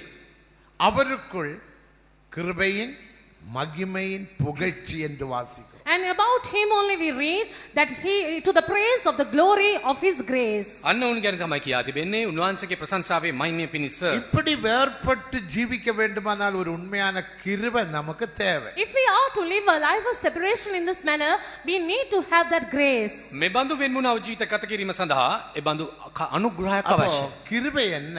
So what do you mean by grace? කරුණාවෙන් අදහස් වන්නේ நம்ம කුමක්ද? எல்லாத்துக்கும் கிருபை கிருபை கிருபை என்று சொல்லுகிறோம். We just go on saying for everything grace, grace, grace. හැම දෙයකම අපි කරුණාව කරුණාවයි கிருபையின் කියනවා. அர்த்தம் என்ன? What does it mean by grace? කරුණාවේ අර්ථය කුමක්ද? அல்ல கிருபையின் விளக்கம் என்ன? What is the definition of the word A grace? අර්ථකථනය කුමක්ද? 2 கொரிந்தியர் 8 அதிகாரம் 9 வசனத்தை வாசிக்கும் போது When we read 2 Corinthians chapter 8 verse 9, දෙක කොරින්ති 8:9 கிருபையை குறித்து கேள்விப்பட்டிருக்கிறீர்கள். you have heard about the grace. කරුණාව ගැන ඔබ අසා அவர் තිබෙනවා. ஐஸ்வர்யமுள்ளவராய் இருந்தும் Though he was rich, උන්වහන්සේ ධනවත් සිටිනු அவருடைய தரித்திரத்தினால and by his poverty, තමන් වහන්සේගේ දිලිඳුකම நாம் කාරණකොට ஐஸ்வர்யமுள்ளவர்களாக மாறும்படிக்க in order that we might become rich, අප සෑමදෙනා ධනවන්ත වන පිණිස அவர் நமக்காக தரித்திரனாக மாற்றப்பட்டார் என்பது தேவ கிருபை. he became poor, and that is what is known as grace. අප උදෙසා දිලිඳුවා එයයි කරුණාව. வாசிச்சு பாருங்க. Let's read that and see. ඒකේවා බලන්න. Romans 8:9. இல்ல, இல்ல. 2 கொரிந்தியர் 2 Corinthians 8:9. 8 அதிகாரம் 9 வசனம். දෙක කොරින්ති 8:9 2 Corinthians 8:9. நம்முடைய கர்த்தராகிய இயேசு கிறிஸ்துவின் கிருபையை அறிந்திருக்கிறீர்களே. கிருபையை அறிந்திருக்கிறீர்களே. You know about the grace of our Lord Jesus Christ. அவர் ஐஸ்வர்யமுள்ளவராய் இருந்து அவர் இயேசு கிறிஸ்து ஐஸ்வர்யமுள்ளவராய் இருந்தும் Though Jesus was rich, යේසු ක්‍රිස්තුස් වහන්සේ ධනවත් වූ නමුත් நீங்கள் அவருடைய தரித்திரத்தினாலே பாருங்க, ஐஸ்வர்யவான்கள் நீங்கள் ஆகும்படிக்கு அவருடைய தரித்திரத்தினால ஐஸ்வர்யவான்கள் ஆகும்படி that ye through his poverty might be rich, உங்கள் நிமித்தம் தரித்திரரானாரே. உங்கள் நிமித்தம் தரித்திரரானாரே. he அதான் became கிருபை. poor for your sake. ඔබ ධනවත් වන පිණිස උන්වහන්සේ දිලිඳුවා. விளங்குதா? விளங்கவில்லை. Did you understand or not? இயேசு கிறிஸ்து ஐஸ்வர்யவான். Jesus was rich. යේසු ක්‍රිස්තුස් වහන්සේ நான் ධනවතෙකි. நாம் வந்து ஒரு தரித்திரர். We were poor. මම අපි நம்ம දිලිඳුවාය. எல்லாரும் தரித்திரர் தான். All of us were poor. අප සියලු දෙනාම දිලිඳු අයවලු. நாம் ஐஸ்வர்யவான்கள் ஆகும்படி In order that we might become rich, අප ධනවත් අයවලු இயேசு බවට පත් கிறிஸ்து වන පිණිස. நமக்காக தரித்திரரானார். Jesus became poor for our sake. අප වෙනුවෙන් යේසු ක්‍රිස්තුස් වහන්සේ දිලිඳු වූසේ. அவருடைய தரித்திரத்தினால And through his poverty, එතුමන්ගේ දිලිඳු நாம் භාවය තුලින් ஐஸ்வர்யவான்களாக மாற்றப்பட்டோம். we were made rich. අපි ධනවත් වුණා. இதுதான் தேவ கிருபை. This is the grace of God. මෙයයි දේව කරුණාව. இது உங்களுக்கு விளங்க விளங்கவில்லை. And you don't understand it. මේ ඔබට තේරුණේ ஒரு නැහැ. உதாரணம் சொல்லுகிறேன். I shall tell you an example. මෙන්න නිදසුණක්. அப்ப உங்களுக்கு நல்லா விளங்கும். Then you will understand it well. එතකොට ඔබට තේරෙයි. என்ன உதாரணம்? What is that example? මොනවද උදාහරණ? ஒரு பிச்சைக்காரன் வருகிறான். Let's say a beggar comes. සිඟන්නෙක් එනවා. ஐயா ஏதாவது கொடுங்க. Sir, give me something. මාත්‍යෝ කීයක් හරි දෙනවද? பிச்சைக்காரன் பெரிய டிமாண்ட் தான் இப்போ. Nowadays, even beggars, they go on demanding things. මේ කාලේ සිඟන්නන් පවා ගණන් උස්සනවා. எனக்கு registered Pichaikkaran. Those are registered beggars. ඒවා ලියාපදිංචි සිඟන්නන්. நான் ஒரு 15-20 வருஷம் முந்தி About 15 or 20 years back, අවුරුදු 15කට පමණ පෙර 20කට පමණ පෙර Thanjavur when I was in Tanjore, පංජුර් හිසිටියේදී பஸ் ஸ்டாண்ட்ல ஒரு பிச்சைக்காரன் வந்தான். there was a beggar at the bus hall. Bus නැවතුම්පලෙහි සිඟන්නෙක් ආවා. நான் என்ன பேக திறந்து ஒரு 25 பைசா கொடுத்தேன். I just took a few cents from my pocket and gave him. මම සත කීපයක් අරගෙන ඔහුට දුන්නා. 25 பைசாக்கு 3 டீ வாங்கி குடிக்கலாம். 3 டீ வாங்கி குடிக்கலாம். And you can buy 3 cups of tea with that money. ඒකට තේ කෝප 3ක් බොන්න පුළුවන්. அவன் பார்த்து என்னைய பார்த்து நீங்க பெரிய பிச்சைக்காரன் நீங்க வெச்சுக்கோ. He looked at me and he said, "You are a bigger beggar than me," and he gave back the money to me. මාදියා බල්ලා ඔව් කිව්වා නුඹ මටත් වඩා අන්ත සිඟන්නෙක් මෙන්න තියාගන්න. அப்ப நான் நினைச்ச பிச்சைக்காரலும் நல்ல ரெஜிஸ்டர்ட் பிச்சைக்காரர் இருக்காங்க. So I thought that there are registered beggars too. එතකොට මම හිතාගත්තා இப்போ சரி ஒரு සිඟන්නන් பிச்சைக்காரன் අතරේ வந்து அவன் கொஞ்சம் கேக்குறான். அவன் கேக்குறான் வெச்சுக்கொள்ளுங்க. ஐயா ஏதாவது கொடுங்க.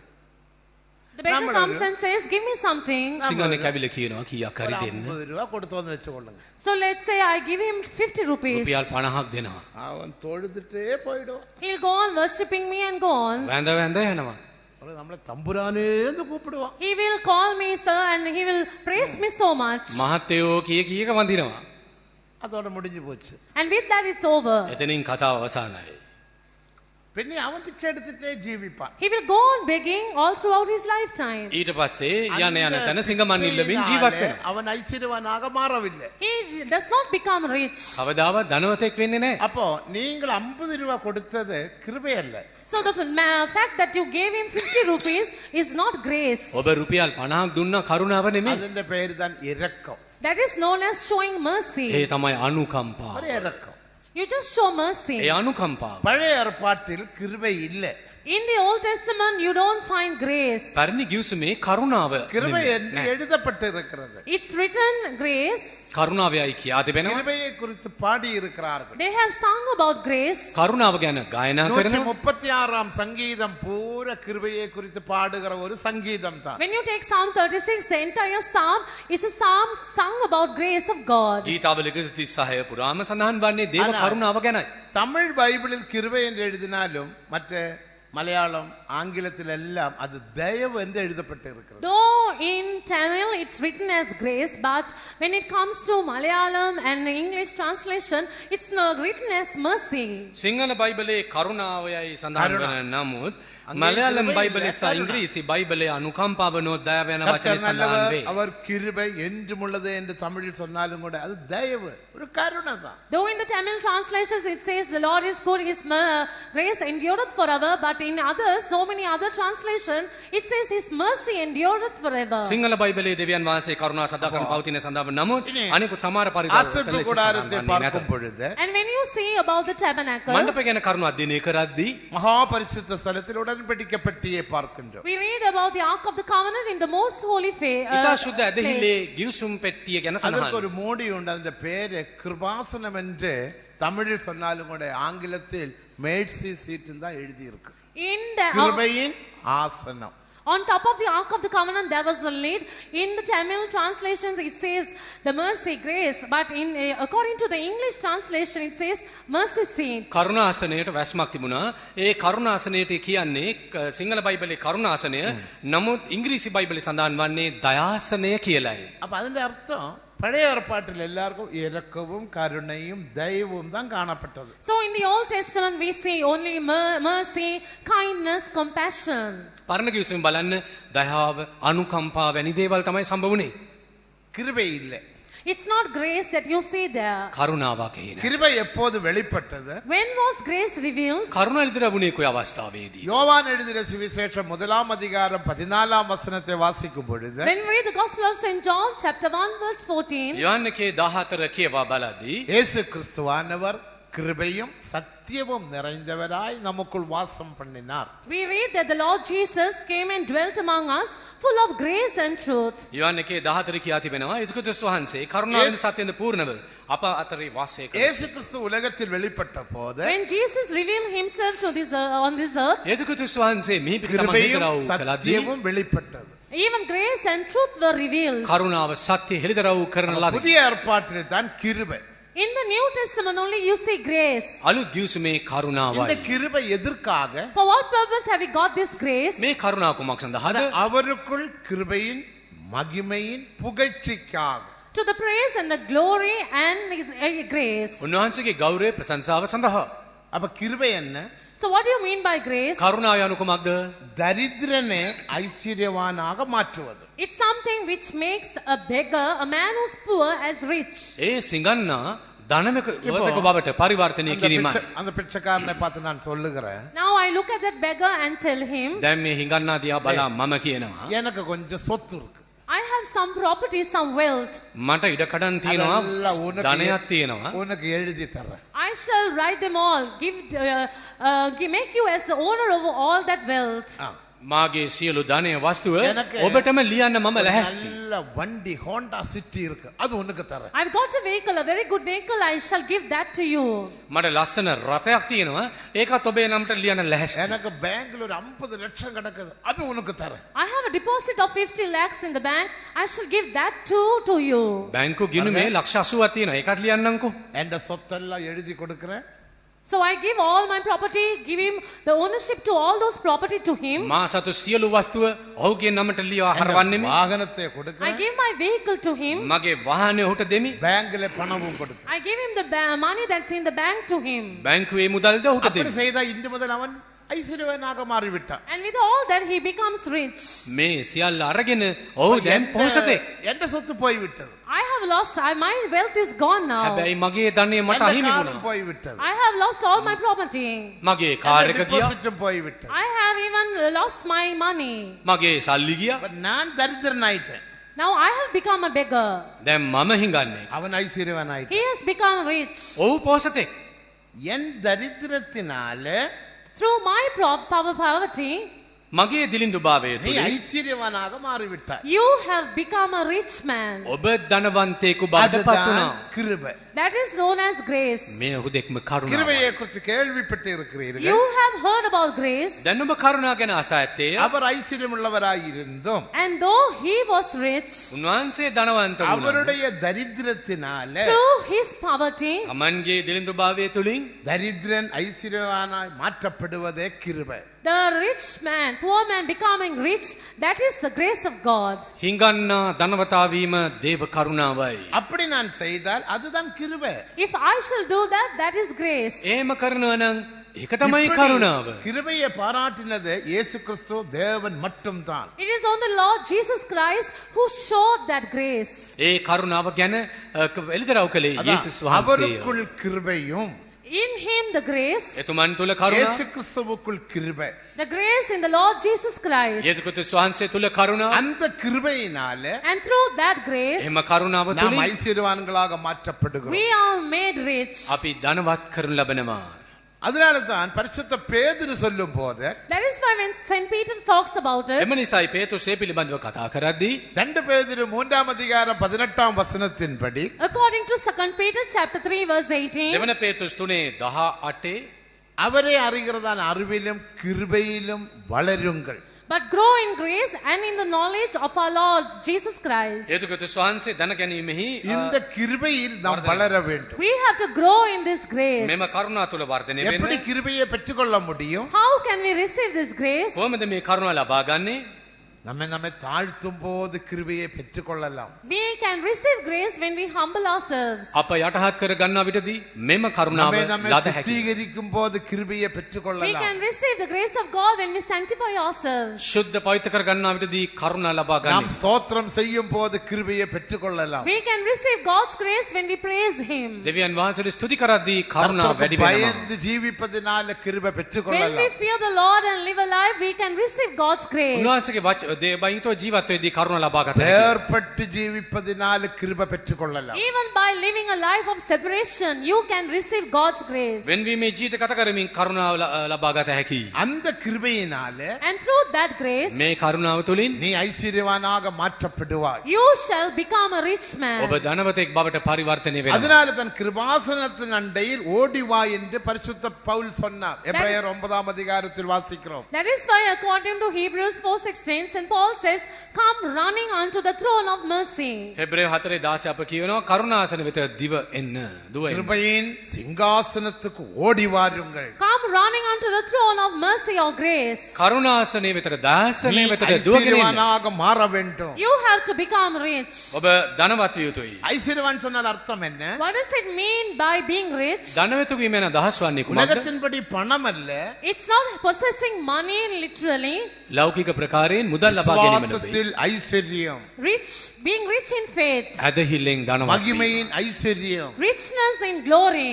පහිමෙන් ධනවත් වීම. பரிசுத்தத்தின் ஐஸ்வர்யம், Richness of holiness. සුද්ධකමින් ධනවත් වීම. ஈவின் ஐஸ்வர்யம், The richness in gifts. උන්වහන්සේ දීමනා තුලින් ධනවත් වීම. தானங்களின் ஐஸ்வர்யம், Richness in talents.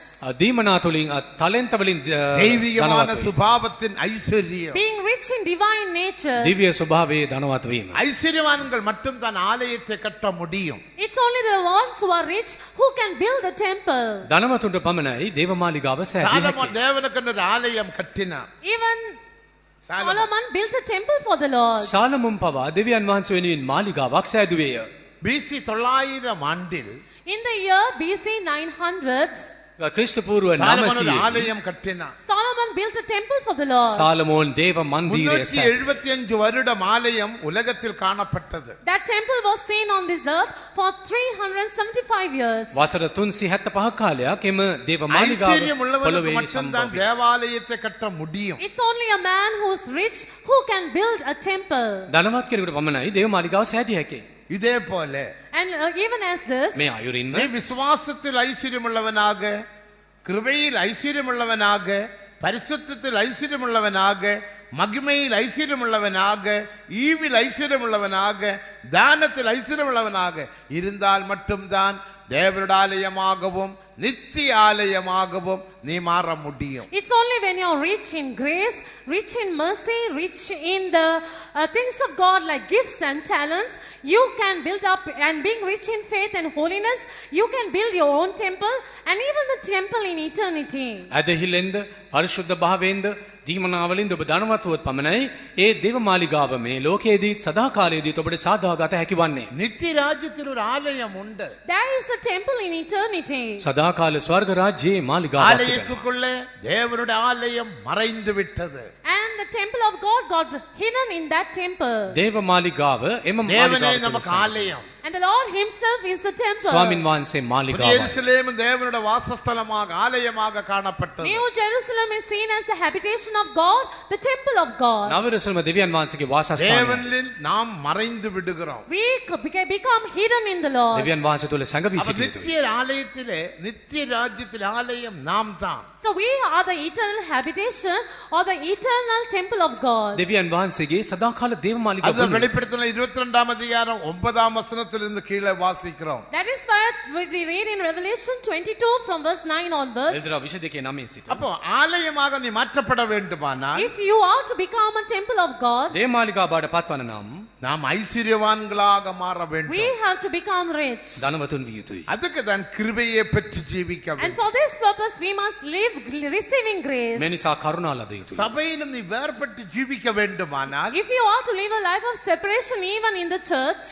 මේ සභාවේ ස්වභාවික වෙනුනා உபதேசத்தில் வேறுபட்டு ஜீவிக்க If you வேண்டுமானால் are to live a life of separation when it comes to doctrines, ගැන්වීම සම්බන්ධයෙන් වෙනුනාව ජීවිත ගත කරන්න. கல்யாண நாட்களிலும் ஒரு வேறுபாடு ஜீவியத்தில் பரிசுத்தமான ஒரு கல்யாணம் நடத்த வேண்டுமானால் even when it comes to marriage ceremonies, if you are to conduct it holily with a life of separation, වෙන වෙනුනාව ජීවිතය සමග විවාහයක් පවත්වන්න. இந்த கிருபை உனக்கு தேவை. you need to have this grace. මේ කරුණ ඔබට நீ අවශ්‍යයි. மனுஷனை பிரியப்படுத்தினால் கிருபையை பெற்றுக்கொள்ள முடியாது. If you please man, you cannot receive the grace of God. ඔබ අන් අය ප්‍රසන්න කරන්නේ නම් දේව කරුණ ලබා ගන්න. உன்னுடைய ஃப்ரெண்ட்ஸ், உன்னுடைய நண்பரை, உன்னுடைய சொந்தக்காரை நீ பிரியப்படுத்திக் கொண்டு ஜீவித்தால் நிச்சயமாக கிருபையை பெற்றுக்கொள்ள If முடியாது. you want to live pleasing your friends, your relatives, kith and kin, you can surely not receive the grace of God. ඔබගේ හිත මිතුරාදීන් සතුටු කරමින් ජීවත් වෙන්න උත්සාහ කරනවා නම් ඒ කිසිම සාර්ථකත්වයක් ලබා ගත නොහැකියි. அதனால தான் நிந்தகளை சகித்து அவரோடு கூட பாளையத்துக்கு புறம்பே நீ பாடுபட வேண்டும். That is why you have to suffer and go outside the camp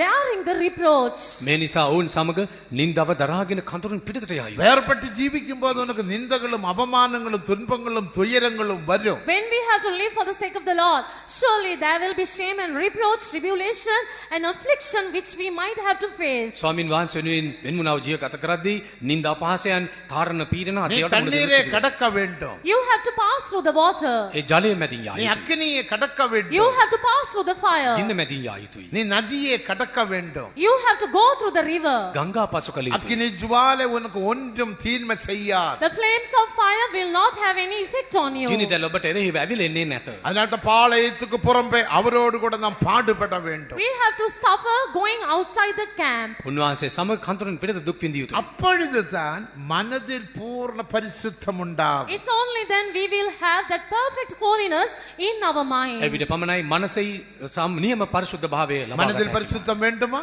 Do you want to have holiness in your mind? මනසෙහි வேறுபட்டு පවිත්‍රත්වය අවශ්‍යයි. ஜீவித்துக் கொள்ளுங்கள். You have to live a life of separation. වෙන්මුණාව ජීවිතය ගත කරන්න. பாடுகளை சகித்துக் கொள்ளுங்கள். You have to bear all the sufferings. දුක් ගැහැට දරා ගන්න. நிந்தகளை சகித்துக் கொள்ளுங்கள். You have to bear the reproach. නින්දා දරා ගන්න. அதுதான் அவருடைய மகிமை என்று சொல்லப்படுகிறது. This is what is known as their glory. තේජසය අනුයයි. அவருக்குள் கிருபையும் மகிமையின் புகழ்ச்சி. ஒரு மகிமையை நாம் பார்க்கிறோம். We see a glory there in that verse where it says to the praise and the glory and of his grace. ප්‍රශංසාව ගෞරවය කරුණාව කියලා அந்த දෙනවා. மகிமை எதை வெளிப்படுத்துகிறது? What does this glory reveal? ඒ තේජසය අනු කුමක්ද? தேவனுடைய மனதை வெளிப்படுத்துகிறது. It reveals the mind of God. දේව මනස පෙන්눔 කරයි. 16ஆம் சங்கீதம் 9ஆம் வசனத்தை வாசிக்கும் பொழுது When we read Psalm 16 verse 9, ගීතාවලි 16:9 அங்கே தேவனுடைய மனதுக்கு மகிமை என்று எழுதப்பட்டிருக்கிறது. even the mind of God is related as the glory of God. දෙවියන් වහන්සේගේ මනසට තේජසයයි அந்த කියුලේ. தேவனுடைய மனதாக நீ மாற்றப்பட வேண்டும். So therefore, if you are to become as the mind of God, ස්වාමින් වහන්සේගේ මනස බාට පත්වන්න. மகிமையின் புகழ்ச்சியாக நீ மாற வேண்டுமானால் if you are to become the praise of his glory, ඒ ගෞරවය ප්‍රශංසා ලබන නම් தேவனுடைய மனதென்ன? what is the mind of God? ස්වාමින් වහන්සේගේ මනස நீ කුමක්ද? அற்புதவானாக மாற்றப்பட வேண்டும். அற்புதம். You must become a miracle. ඔබ හාස්කමක් විය යුතුයි. அற்புதம் என்ன? What does it mean by හාස්කම යනු miracle? කුමක්ද? மறுவப்பட்டு ஜீவிப்பது. A life of getting transformed. වෙනස් වීමේ வேறுபாடு ජීවිතය. ஜீவியத்தில் ஜீவிப்பது. A life of separation.